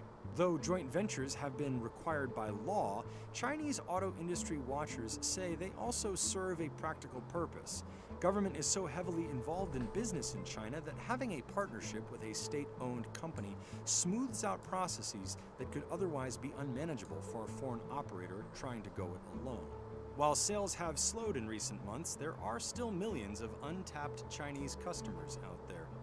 One potential for tremendous growth is China's electric vehicle market, which the government has been keen to promote both for the sake of reducing China's tremendous pollution problem and for the purpose of turning Chinese business into a global leader in electric vehicle technology. Electric vehicles have changed the game because they are, by all accounts, much simpler to produce. The Really? drivetrains are very simple in an electric vehicle. You have a lot of startups in the electric vehicle business that haven't been in the vehicle business before. They're funded by the equivalent of a Facebook or an Amazon in China, somebody with a lot of money, with a lot of high-tech expertise, and no tradition of producing vehicles whatsoever. And No they, tradition of producing have vehicles. entered the electric vehicle business. In 2018, about 95% of the domestic electric vehicle market was controlled by Chinese makers, but importers are beginning to introduce some of their own vehicles. Ford and Jiangling Motors jointly developed the Ford Territory battery electric vehicle, Ford's first BEV in China, which launched in summer 2019. Damn. Why Apart isn't from that in America? Ford made some big moves in 2018 and 2019 to improve its business in the country. The automaker spun its China business out of its Asia-Pacific operations into a standalone entity, and it appointed Anning Chen president of the Ford China Group. In April, the company launched its Ford China 2.0 initiative, which aims to give the automaker's business a shot in the arm. Ford kicked off that move with an announcement that it will launch more than 30 new Ford and Lincoln vehicles over the next 3 years, all of which will be tailored to Chinese consumers. More than 10 of them will be electrics or hybrids. Tailoring product to the market involves making changes that seem as subtle as changing the face of a vehicle. Ford debuted its Escape Titanium for the Chinese market in April. Ford sells the Escape in a titanium trim in the US too, but the company put a different face on its Chinese version to appeal to Chinese customers. At the time, Ford's vice president of global design said Chinese buyers prefer designs that are understated yet powerful. Ford is also working on a China-specific version of its Sync infotainment system with artificial intelligence technology from Chinese tech giant Baidu. The company created a center that will design vehicles suited to Chinese tastes, and an innovation center that will develop mobility services and other products for the Chinese market. The company is also starting to leverage China as a product research and development hub. This is crazy. The automaker's Chinese partner, Chang'an Ford, will design and develop the next generation Ford Escort. And recently, all 3 Detroit automakers also displayed pickup trucks, a Detroit staple, at a Shanghai trade show in early November 2019. Pickups are considered an extremely important product for U.S. automakers. All 3 firms take great pride in their truck lineups and compete fiercely with one another, especially in their home market of North America. Pickups are also a category in China that have been resistant to the recent slump in auto sales.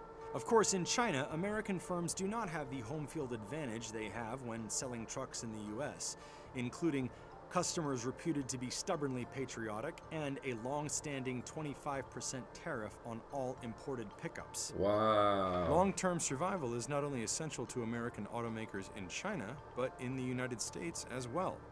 There are already well over 100 Chinese companies setting up some kind of research operation in the United States. As Chinese car makers become every more tariff skilled needs at to be competing in matched. their own market, If they charge, this is like, oh, it's the first of the month, first Wednesday of the month. If they're charging a 25 import tariff, we need to charge a 25 import tariff. all of the cars they are now capable of making.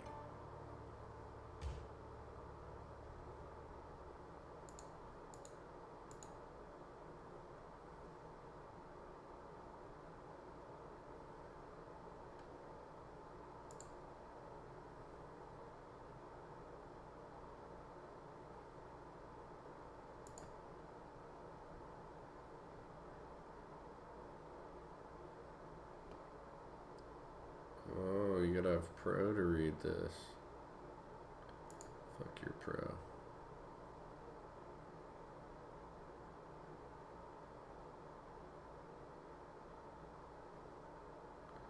Tesla.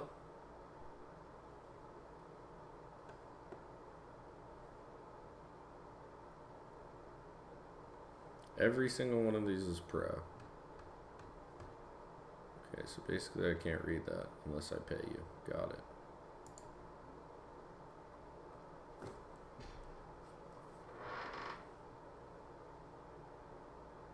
All the siren is going off here too? That's crazy.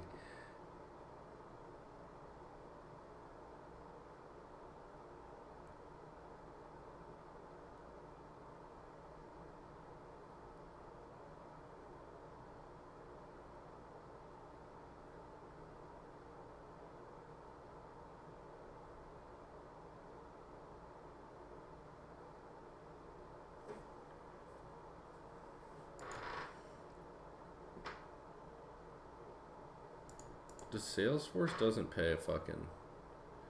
They don't pay a dividend, do they?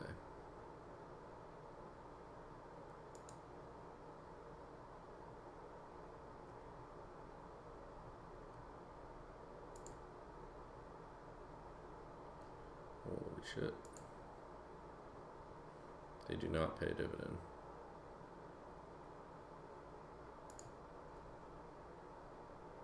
I'm still here.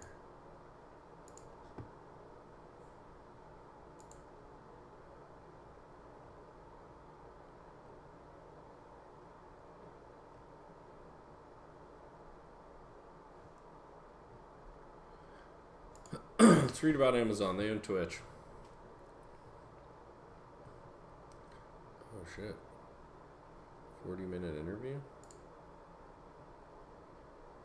Andy, thanks for doing this annual thing we do at I enjoy reInvent. it, John. Yeah, me too. Let's talk an update about what's going on with AWS. I mean, I believe I have a decent sense of the overall numbers. You're going at a rate where you're going to be what? Amazon Web billion Services is revenue, what they're talking about here. For 2019, looks like. Oh shit, I'm in the depending on poker how you listing, measure aren't I? it, over $10 billion. Just chatting. How's it going with customers? Number of customers, size of customers? Yeah. Well, the business is, in the last financials we released, it's a $36 billion revenue run rate business. It's growing about 35% year over year. And we have millions of active customers. We consider an active customer a non-Amazon entity that's used the platform in the last 30 days. And it's every imaginable type of customer and size of customer. So really, since the start of AWS, most of the successful startups have built their businesses from scratch on top of AWS. These are companies like Pinterest and Slack and Airbnb and Instagram and Domo and Stripe. But what's happened over the last few years is that the enterprise and public sector have very dramatically adopted AWS in the cloud, and you see usage in every imaginable vertical business segment. So in financial services, Capital One and Goldman Sachs and HSBC and Barclays and Intuit. Healthcare, you have Johnson & Johnson and Pfizer and Merck and Bristol-Myers Squibb and Cerner. In energy, it's Shell and BP and Hess. In manufacturing, GE and Schneider Electric and Siemens and Philips. Every imaginable vertical segment now is using AWS in a meaningful way. In the public sector too, where we have about 7,000 government agencies worldwide using AWS. So it's a very broad and distributed customer base. And we're at a time right now where you're seeing, I think I've said the last couple of years this is true, and I think it's still true, which is we're in the early stages of the meat of enterprise and public sector adoption in the U.S. And I would say outside the U.S., we're about 12 to 36 months behind the U.S.'s schedule, depending on the industry and the country. So 12 to 36. So you're saying a year or two behind what's happening in the U.S. Exactly. is what's happening outside. Exactly. So we're at the beginning of this giant titanic shift to the cloud that we're still in the relatively early stages of. It feels like it's a lot more about big game hunting now than it was a couple years ago. Announcements about really big contracts, really big game hunting. I like that. You guys and Microsoft in particular. Now Google's jumping in every now and then too, saying, "Hey, look who we got. Here's what we're doing for them." Yeah, I think that I think it's true, but I think like always with the adoption of new technology, it happens in different ways. So lots of times the way the companies get started is they have a developer or a development team or an engineering leader or a line of business leader who's been so frustrated about something they've wanted to build for such a long time on premises, and it's just been too expensive or too time consuming, or lots of no's they get internally, that find AWS and say, I'm going to do this in a weekend. And they do it in a weekend, and they come back to work and say, look what I did. And it totally opens up the floodgates for that company deciding to use the cloud.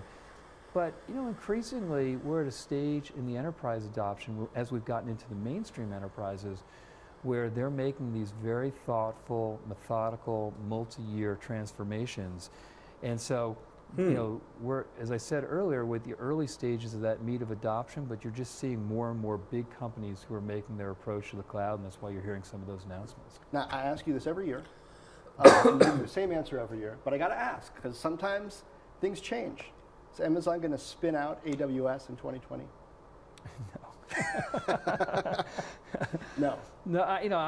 I would be shocked if that was the case. And you know what? I think what I tell you every year is that I would never say never about anything.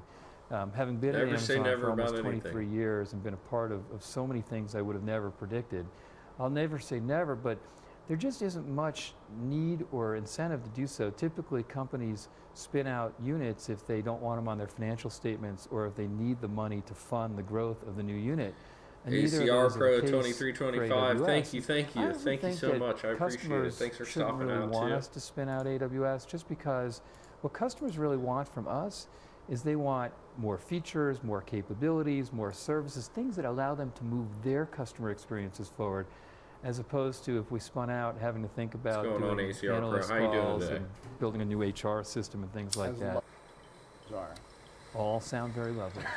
I think it's more investors, though, who would salivate at the thought of AWS being valued on its own and the currency that would allow for buying other things. Is there any value in that?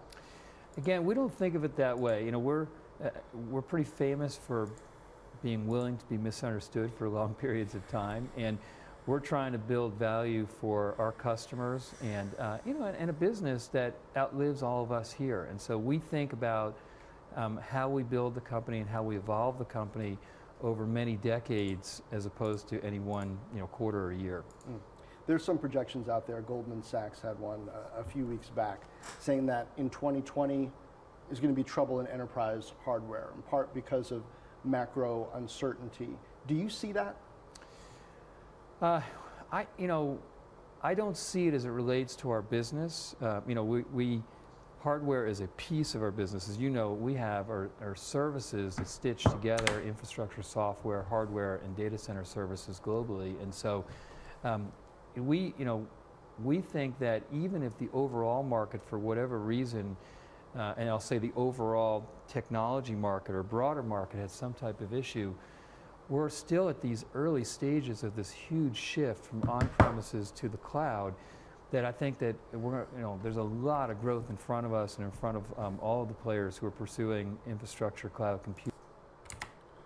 So, like, what gets interesting about this? And that's what I wonder. Are maybe you part of the cause of some kind of a hardware recession in the enterprise, if that's happening? I mean, I know people talk about global uncertainty, and this is what Cone maybe does. CEOs This is a don't real want to make estate this REIT big that owns the upfront warehouses commitment, that hold the computers giving that training, are the those sorts of cloud. things, but also at the same time, you guys are gaining share, are you not? I don't think that the significant adoption of AWS in the cloud is diminishing the overall usage of hardware. I mean, in fact, I think if you look at almost every innovation in our history and technology, every time there's an innovation, people assume that you're going to do less of it. I remember when, when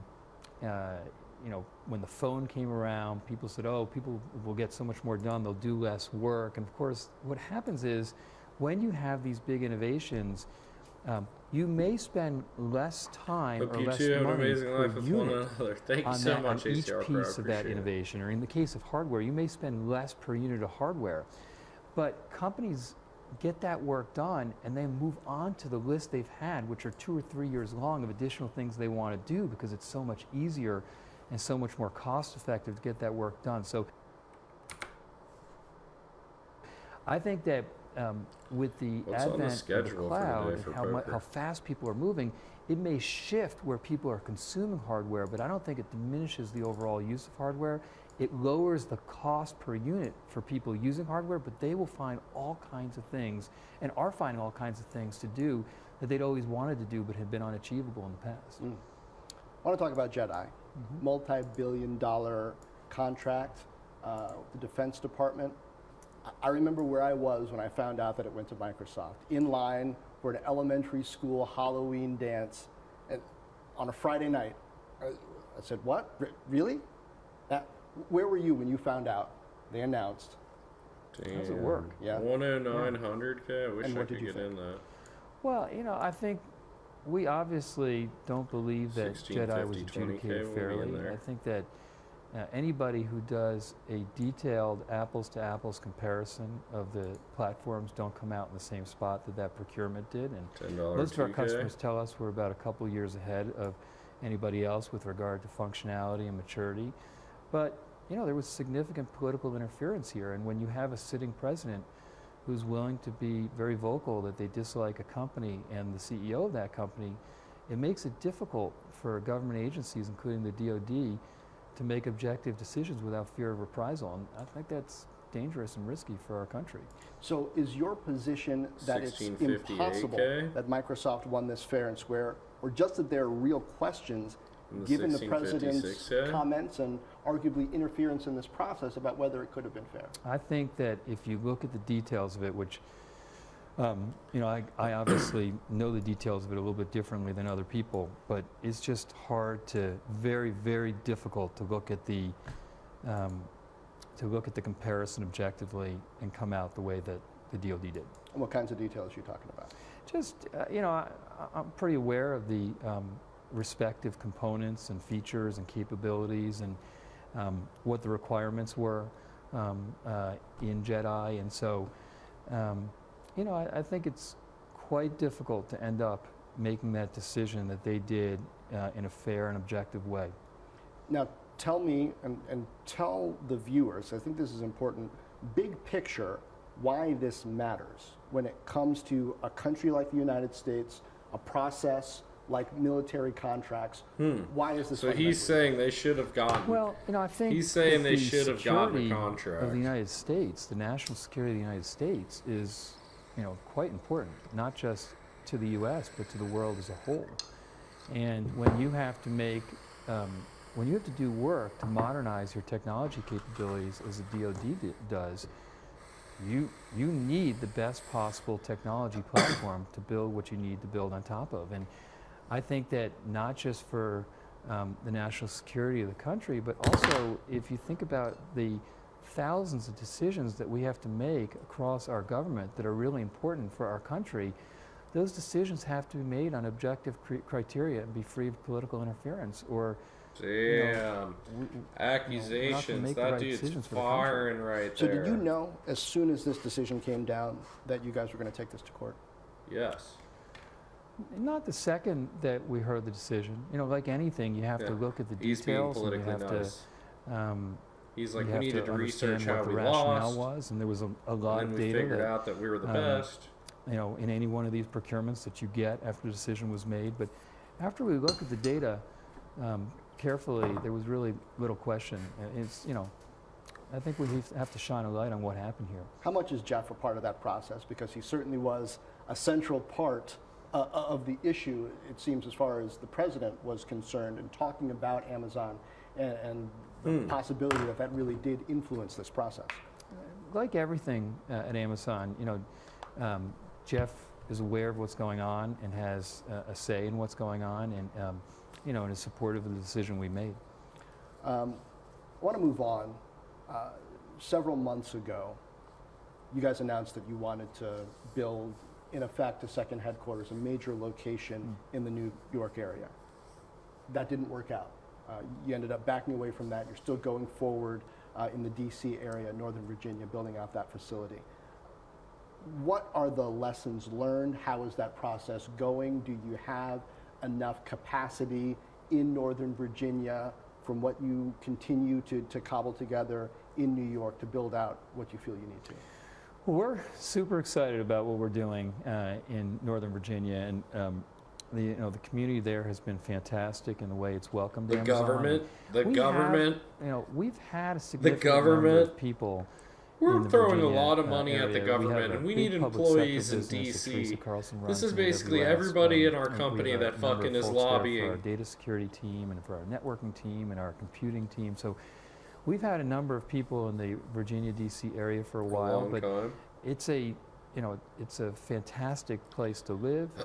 There's a lot of talent there. There's a lot of diversity there, and since we've announced our HQ2 there, we have grown pretty significantly already, and I expect us to continue to grow substantially over time there. Has your process changed in how you think about engaging with communities when you're looking to expand in a place as a result either of what you learned positively in Virginia or negatively in New York?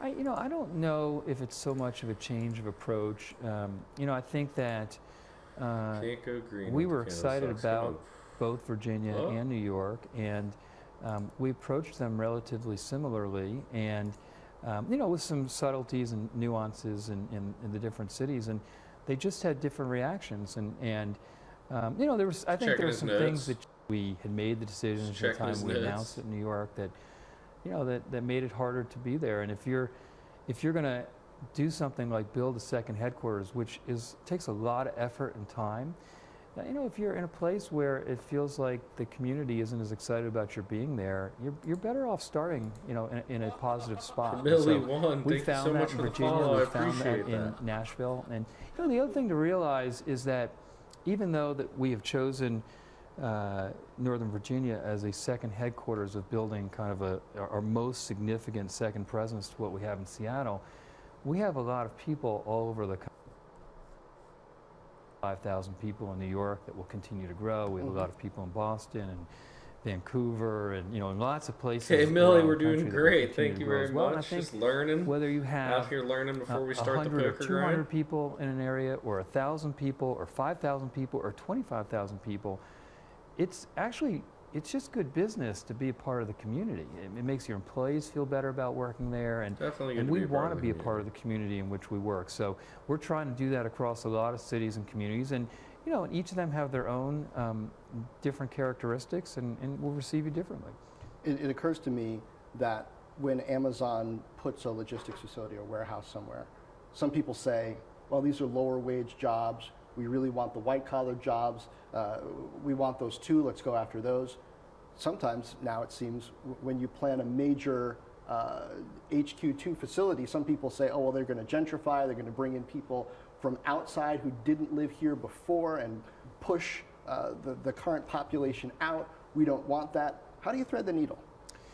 Well, I think that, first of all, I think if you look at what we've done in our fulfillment centers and really in all the places that we operate, I think that the $15 minimum wage was a huge thing for employees everywhere. And we really believe in that $15 minimum wage and encourage and wish that others would do the same thing. I think it's really important that we give people who are doing those types of jobs an opportunity Can't earn a blunt to, off what to I'm make making a an decent hour. living and be able to Yo, earn if you got and a provide free good Amazon quality life sub for their out there, family, Twitch and also Prime to be able to sub, have smash opportunities that to button. further It's the your beginning of education as we December. do Come in our on. fulfillment centers as Hook a well. brother up.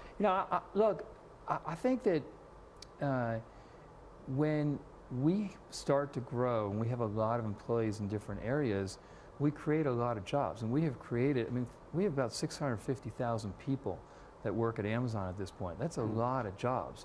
Damn. And if you think about all the sellers who sell on Amazon, that's about another 900,000 jobs. And if you think about all the startups and businesses that we've been able from scratch in AWS, Twitch fucking streamers we've created a lot of who jobs. make money from fucking created a Amazon lot of and jobs, bits with and the, subs and businesses that we've donations built and that from are this growing. platform. And then in each of those communities, we create Think a lot about of it. other jobs in the service community. So, contractors and builders and plumbers and electricians and hairstylists and restaurants. And so I think in the communities in which we It have ripples out. The money ripples out. grown, We get we that, have but you added should still quite a pay some bit in taxes, those bro. communities Pay with some taxes, respect to though. job creation.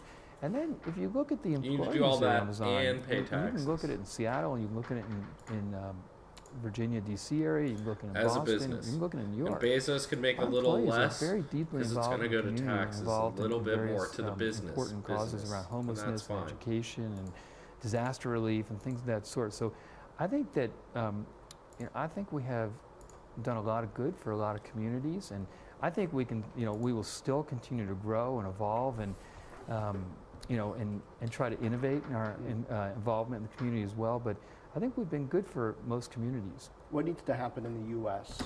to make sure you have the educated technical workforce that you need to continue to grow? And is Amazon making specific investments along those lines in some of the communities where you operate? Well, it's a good question, and we just can't find enough technology candidates for the growth that we have, and we're probably not alone. There are a lot of technology companies that will hire as many eligible, strong technologists as they can find. And so what do you do in this era where it's harder to get immigrants in to fill those jobs? Do you have to place more facilities overseas? Like cash, I think it's several things. I think we have offices all over the world. We have offices in Canada, but we have offices in Ireland and in Germany and in the Netherlands and India and China. And so I think you do end up having talent that you locate pools of talent in various places. I think, though, that one of the things we've tried to do is really invest in programs that help universities and two-year programs be able to educate and graduate more technologists. And so we, we have something called AWS Educate, where we develop cloud computing curriculum for universities and schools that otherwise wouldn't want to have to create it from scratch, so they can actually be educating more people in cloud computing. We do the same thing on the machine learning side. And we've built this cloud degree that we have worked with a number of four-year universities and two-year schools to allow people to take concentrated courses that give them this foundation in cloud computing, which is really the way that almost all the applications are going to be built in the future, and all the new ones are being built today. And that is also helping more people emerge from school with that background that's useful to get a job at a technology company. In the cloud era, are there relatively more or fewer opportunities for your two-year student? I think to really more. Make a difference? More. I mean, I think that... Because I think we're missing it then as a country, because I'm not sure I hear... Do I need to go to school for cloud about computing? That as a potential path that doesn't leave people mired. Could I get a 2-year career path into Amazon here? There's a big transformation happening in these two-year schools, and is that possible, Chad? I think that they're understanding that the appetite from companies for technologies presents them with a unique opportunity to build programs and degrees that will allow people for a lot less money to get a practical education that lets them get a good job. And we've partnered in Virginia, and we've partnered in Kentucky, and we've partnered in California. We're building these cloud giveaway right now when we get to poker number here of states this and afternoon. School programs. We'll be doing giveaways. I think it actually, I don't know, I'm Sub very happy that my giveaway kids are for Sunday going Stakes to four-year colleges and getting liberal arts Sundays. degrees, but it's a luxury. It's expensive, and while I think it's a great, well-rounded program, it doesn't necessarily directly equip you for jobs right when you get out of school. And I'm not sure if you fast forward 10 to 20 years from now, if we'll be able to afford having all of the four-year schools we have today. I think you're going to see this rise of these two-year schools that are focused in particular disciplines that equip people for 2 years, less money and less time to get real jobs in the real world where the opportunities are. Take the global competition conversation to a slightly different perspective and lens. How concerned are you about Chinese equipment within Amazon's stack, within the cloud? How legitimate are the concerns about Chinese influence on companies based there that are trying to get equipment placed around the world with various types of companies? Yeah. Well, I think companies have to be very thoughtful about what software they use and what equipment they use everywhere. And by the way, it's not just China. There are lots of places where you have to be really thoughtful about it. We don't really use Chinese equipment or software, but why is that? We just, over time, almost all the software that we use, we've built ourselves, and even in the network, we work with some players like Cisco, but we've also built a number of our own routers. Over time, for scale and for cost reasons, we've had to develop a lot of our own equipment. And same thing, we design our own hardware, we design our own chips at this point, and build our own chips. And so, but I would also say that, as I mentioned earlier, Amazon builds their own that we bring chips into now? our facilities, regardless of which country it comes from, we have a very rigorous and detailed and careful process to inspect. And you have to do all kinds of testing to make sure that what you're getting is what you think you're getting. And Andy, that's what I wonder, because so much of this conversation around Chinese equipment and Chinese technology, I think, and I think you alluded to this, you need to protect against everything and everyone everywhere, right? And shouldn't there be a way, an objective way, of testing technology and testing equipment to make sure it's safe? Otherwise, if we're just looking at one particular country and deciding, well, they're the problem, well, there are a couple countries over there that maybe could slip something bad into the network where you're not looking. Yeah, I think, again, it's kind of like, it's like software testing, it's any quality testing. There are lots of standard ways that you can test, but there are also lots of things you have to guard against. And so there isn't just one set of 10 tests that you can run and say you're good. You have to have a very full, Yes, because it's always changing. It's cat and robust mouse. set of tests that you're running all the time on your software and on your hardware. And so, I think, look, I think there are certain countries where you see more of this espionage type of behavior. And you have to be thoughtful if you're going to consume products or parts from those countries. But it's also true that if you have the right set of tests and if you're really diligent and rigorous about it, you can test and make sure you don't have a problem. And you feel confident that you're doing that? Yeah, and the AWS side and the Amazon side, yes. Let's talk about some of the news that you guys are making here this week. Did he kind of stumble there? One of the things you're doing, AWS, Wavelength, involves like, shouldn't it just putting be like a yes all around the board AWS there? equipment Is there a closer problem he knows to about? the folks who are consuming. Is there a problem that guy What's knows the about benefit there? that we're going to see from that?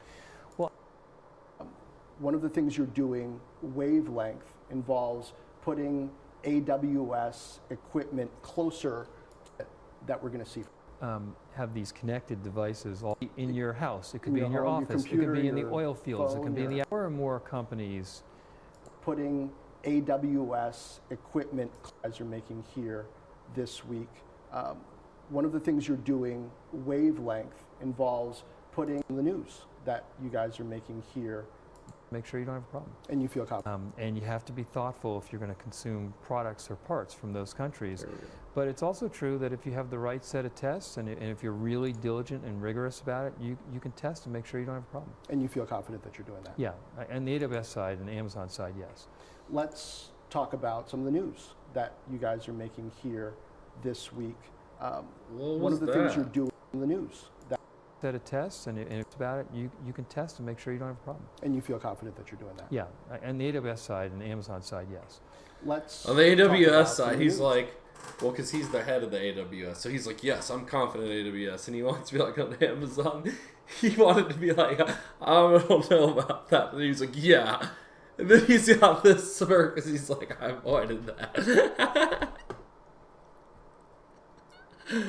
He wanted to be like, yep. For the side I handle, yes. For the other side, that's not me, but he had to say yes as well.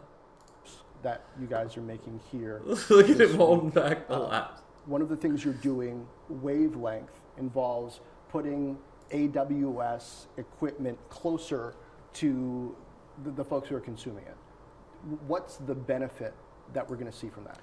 Well, I think if you, more and more companies are have these connected devices all over the place at the edge that they... When we say the edge, we mean... Edge could be in your house, it could be in your home, your office, it could be computer, in the your oil fields, it phone, can be in the your- agricultural fields, it Right. can be in cars or planes or ships, really everywhere. There are already many millions of devices at the edge, and there will be billions of devices in the next 10 years everywhere.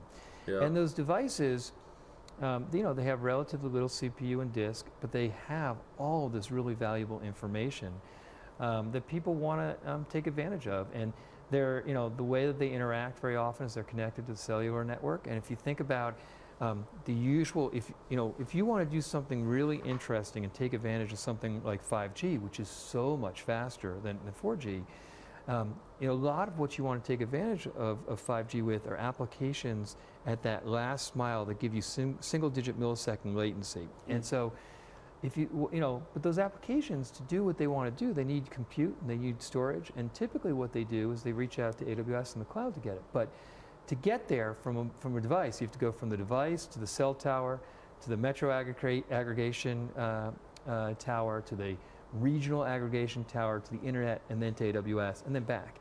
And a lot of the applications people want to use in conjunction with 5G, so these are things like machine learning at the edge, or autonomous manufacturing, or smart cars, or cities. Think about how fast it goes to get you augmented or information to virtual your reality. phone. They From can't this afford stream that to your latency phone. of that round trip That to and fucking from quick. the cloud. So you'd be at a performance disadvantage. Yeah, they won't if- get the response rate that Yeah. they want. It won't be worth it. And so what they really want is they want AWS, which they use everywhere else, but to be embedded at the 5G towers. So what we've done with Wavelength is we've built a service where we embed AWS compute and storage and database and analytics at the 5G towers. And so that means now you only go from the device to the metro aggregation site, which is where the 5G tower is, where AWS. Just to show this, like, just to be something like, oh my god, a stock that we own. Why has it got to do that?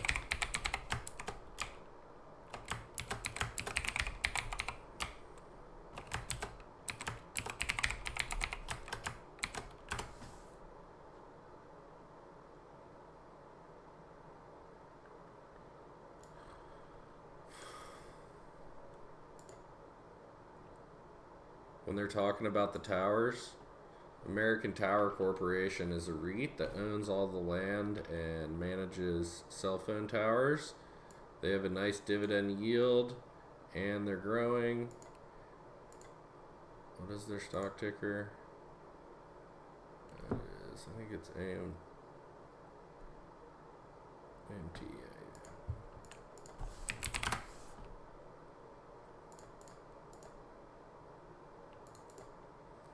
Look at that growth. Just growth from 2012 to 2019, from 24 cents to 95 cents, growing every quarter. Yield on cost.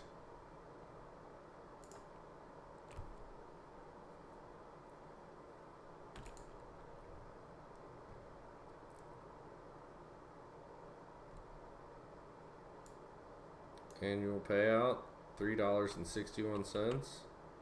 Fire it up, baby. Fire it up. So these are the top. They own like a lot of the cell phone towers out there. Trust. It's embedded there, and you get AWS there, so it totally changes the response rates and the latency and what you can get done. And you know, if you think.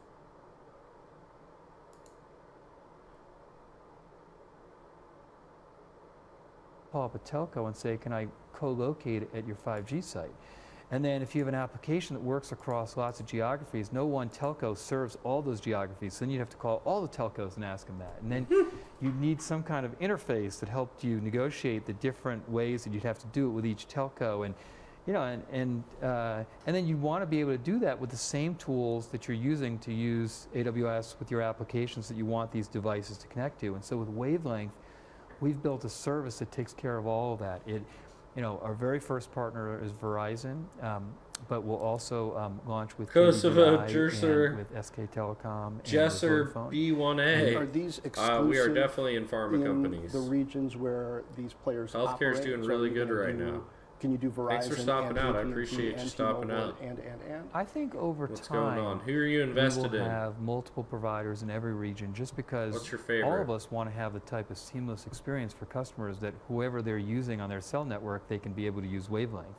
And so we'll have, you know, we have that partnership initially with those, but there'll be others, and it abstracts away all the work that a customer would have to do to try to figure out how to get into each of these telcos. It provides a common format, and then it makes it simple for them to use the same AWS APIs and control plane and tools for their Wavelength applications, along with the way they connect with the rest of their applications in other AWS regions.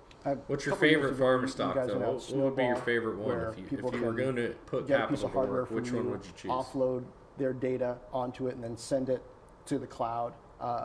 Last year, I believe it was, you announced Outpost. So how are you going to secure the AWS cloud? compute resources. They don't have to be way out there in your cloud. People can bring them closer on premise and interact with your cloud in kind of a hybrid fashion. How much of that is about you making it easier for these big customers to move to the cloud because they're just not prepared to take a big leap? Purdue Chicken, Purdue Pharma is break through barriers that have stopped enterprises who are trying to make their broad plans to the cloud because they couldn't figure out how to move. We do have Tyson Chicken, and so, you know, if you think about Outpost, which we announced, and then healthcare, we own a lot of healthcare stocks. We had that last year, and we, you know, just announced the general availability of it this year. That was for customers who said, "Look, I'm moving most of my workloads to AWS and to the cloud, but I have certain workloads that can't move for a while because they have to be close to something. Maybe they have to be close to a factory. Johnson & Johnson, Pfizer, Bristol Myers, Amgen, United Health, Eli Lilly, Novartis, Merck, here Abbott to connect Labs, with and the CRISPR, rest of my applications, CRSP. you know, in AWS's public regions, but I need some workloads to run here. And so Outpost provided racks Dropbox, of what's their ticker? servers What's their stock that ticker? have AWS compute and storage and database and analytics and machine learning there, so that for those workloads that must live in their on-premises data center, they can run them there with all the same tools and capabilities they're used to using in AWS. Mm-hmm. Then What percentage of your customers are using that? Well, we just announced the general availability of it. So Okay. we have over the last year since we've announced it, we've had a very large number of customers who've been excited about it, and we've given some customers access to it early, and they've been using it. And these are companies like Volkswagen, Lockheed Martin, and so we believe that a very large number of enterprises Lockheed are Martin use is this using as a way to AWS. bridge the existing workloads that Interesting. have to remain on premises in their on premises data center for a while with the rest of what they're doing in AWS, and it really kind of it unleashes the rest of their migration plan because they know what they're going to do with this one important workload and how it'll interact with the rest of what they're moving to the cloud. We've also, interestingly, people said, well, that's awesome that you guys now let us run some workloads on premises with AWS, but we have people who say, look, I have end users at the company in certain geographic cities where they need single-digit millisecond latency, and I don't have a data center there, or I have a small data center, but I really don't want a data center there. And what can you do for me there? And you can imagine examples like in Los Angeles, film production companies or graphics companies or video game providers, or in New York or Switzerland, financial services companies where they need this single-digit millisecond latency to either what they're creating or to markets or things like that. And so that actually was a really interesting problem we thought about because initially we said, okay, they'll just use Outposts, but they don't have data centers, or they don't want data centers, so they have no place to house the Outposts. But we actually realized that one of the things that we do in AWS which has been a core tenet since the start of the business, is we think about what we build as these low-level, highly flexible building blocks that you can build on top of. So if you think about S3, which is our object storage service, or EC2, which is a compute service, there are so many AWS services that use S3 and EC2 as components because they're really useful building blocks. And we thought about it, and we realized that Outposts is actually a very useful building block. And so we built a construct that we call local zones, which we just launched the first one in Los Angeles. Local zones. What is this? Okay. What is this? Just now. Local zones. When I say just, John, Today. I mean just, right. yeah. Like today, we just told you. You're the first one to hear it about allows customers, so all those media companies who have end users in Los Angeles that need that single-digit millisecond latency but don't want to have a data center, now can run in our local zone where effectively we're taking Outposts, and we've done some work to build variants of Outposts and put them in a building that we're managing. Wait, so you've got local data centers now? We'll have, in Los Angeles, we'll have a local AZ with local data centers that will provide people the ability to use AWS. Again, same tools, same APIs, same hardware. And then that local zone in Los Angeles will be a part of the broader US West Oregon region. And so it'll look like to them just kind of another, AZ as part of the US West Oregon region. So it kind of reminds me of Amazon having bookstores now. After the e-commerce thing put a bunch of bookstores out of business. Now you've got small local data centers after the Amazon cloud kind of changed up the business model on local data centers. Well, we have, as you know, we have Amazon regions, is a monster. A region we consider multiple availability zones of data centers in about 25 places all over the world. So we've had them in cities all over the world, and I think that part of what we're thinking about is that many major metro cities would like to have some amount of local AWS presence for the workloads that just can't afford the latency of the round trip to our public regions. And so we're trying to build it in a way that works for customers and also makes economic sense for us. And so this local region, I think, is a very innovative new concept that people are excited about, and I think you can expect we'll build more local regions, local zones over time. Artificial intelligence, machine learning has been a big part of your keynotes for a while now. I want more Amazon. More than a couple of years. You announced some tools, I believe it was last year. Do ethics play a role in your investing? Absolutely. So I don't invest in tobacco companies. I won't buy tobacco companies. AI in the cloud through camera systems and things like that. How are you advancing that? Is that one of your building blocks? And how are you advancing that this year to Amazon's advantage? Yeah, well, machine learning is something that virtually every company that we interact with is very excited about. And you know, we think of machine learning as having these 3 layers of the stack. At that bottom layer are frameworks where the expert machine learning practitioners operate. And we have much broader support for the major frameworks than anybody else. Most of the other providers focus just on one framework, TensorFlow. But you know, 90% of the machine learning expert practitioners use more than one framework. So we provide very broad coverage across the major frameworks, but the reality is there just aren't that many expert machine learning practitioners in the world today. Dutch Masters are poised for a big 2020. My roommate just got a job. That's what's up. If you want the nutrient machine company? learning to be as expansive as companies want it to be, and we believe it should be, you have to make machine learning much more accessible to everyday developers and data scientists, which is why we built SageMaker, which we announced a couple of years ago, which is really a C-level change in the ease with which developers can build, train, tune, and deploy machine learning models. And I think that it's pretty amazing how many thousands of companies have standardized on top of SageMaker. There are still so many things, you know, even between the steps of. My weed's too good for that, dude. I ain't putting this high quality in a fucking.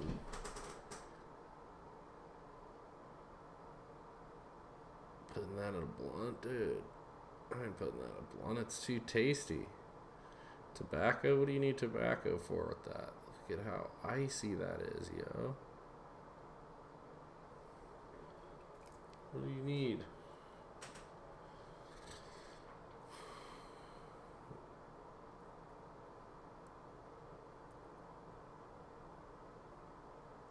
Just sparkling like diamonds, yo. Sparkling out here. Visualizing the data and picking the algorithm, picking the framework and training the data. There's so many steps in between there that still are more arduous for developers and data scientists that I think you can expect us to continue to solve for customers. And you know, I think that when are we going to get that game-changing case study and how somebody has used machine learning in the cloud to give them such an advantage over their competition that everybody says, wow, got to do that? I think there are a lot of them. I mean, I think you can kind of see them up and down, but I mean, I think if you, I mean, just look at Intuit as an example. You know, Intuit has, you know, they have a product that a lot of people use called TurboTax, and you know, a lot of their customers are small businesses or individuals, and saving money around tax time is a big deal. And so they have a feature in there called Expense Finder. I'll do it every now and then. And they were able to, you know, before they were building these machine learning algorithms, and these algorithms were taking them several months, you know, 4, 5, 6 months. Using SageMaker, they were able to unleash a much broader community of their developers to build algorithms. And now they have algorithms that take them a week as opposed to several months. And they built something in Expense Finder that they use machine learning and algorithms they've built to automatically find deductions that they should be taking that they weren't taking before, and to point them out to customers that are saving customers on average $4,300 each tax season. So, and they used your tools to do that. And they used SageMaker to do that. And so you can see examples in thousands of companies now where they're using machine learning to change their businesses. And it's still relatively early days in machine learning. We think people will operate at all 3 layers of that stack. That top layer of the stack is really those AI services that more closely mimic human cognition. So object recognition and transcription and translation and you know, personalization and forecasting and chatbots and things like that. And so we have chatbots. Last year we launched at that top layer a personalization service and a forecasting service, both activities that we do quite a bit of at Amazon in our consumer business, that we are able to give customers the ability to leverage all that learning we've had over a couple decades. And I think you can expect Amazon's that we'll continue to launch crazy, more services like that at that top layer as well. Finally, on the earnings call, you guys at Amazon talked about sales and marketing spend, particularly in AWS. having an impact on margins, maybe making things a little lumpy, but it being important to invest at this stage. Clarify for me, what's changed? They're trying to blow up to catch up with Microsoft and Cisco and shit like that. What is it about this stage that makes it important to really step on the gas when it comes to sales and marketing? I just think that we're at the stage of adoption now in mainstream enterprises, really all over the world, with different countries a little bit further ahead than others, where companies are now thinking about their broad approach to the cloud. And we have a pretty significant sales team that these are account managers and solutions architects and professional services and support and all those types of folks. And we have a pretty significant team that we've been building over the last 5 years, but we were starting from zero. It's not like we have 30 years of having this very large enterprise field. And so we still have a lot of growing to do in the field to be able to... Where specifically? Everywhere? Geographically? I would say everywhere. I think everywhere. I mean, outside the U.S.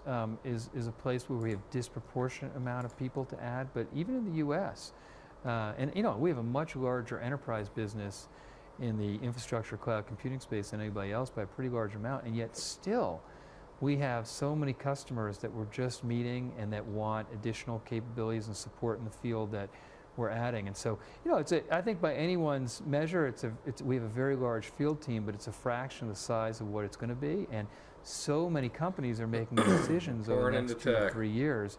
And we want to help them make the right decisions, because I think one of the things that's unique about AWS, particularly relative to other technology companies, and one of the things I think our customers respect most about us, is that we're not really that interested in trying to build the best possible results in any one quarter or in this year or even next year. We're trying to build a business that outlasts all of us. And so when you're making as important a decision as an enterprise is in what their foundational technology infrastructure is going to be, it's a really important decision. You can change it, but you don't want to have to change it. There's significant opportunity cost to do so. And so does that mean this is not necessarily a bullish bet on the global economy or even the cloud economy over the next couple of years, this sales and marketing expansion, that it really is about the longer term? Or is it? I mean, I think that,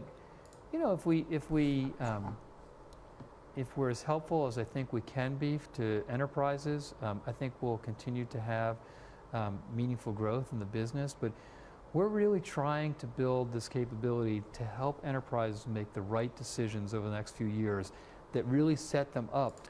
All right, that's a good interview. How's the general market doing? We've pulled to the positive here. Cannabis stocks are pulling positive.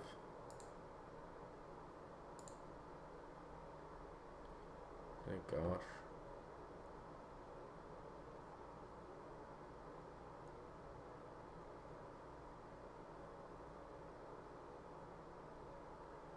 How's Bitcoin? 7,400.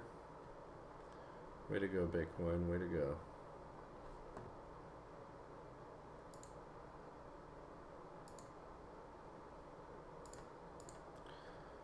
I think at this point, I'm going to go get some lunch, and we'll be back for poker later. I appreciate everybody who stuck around. We're going to raid... the Stock Guys channel.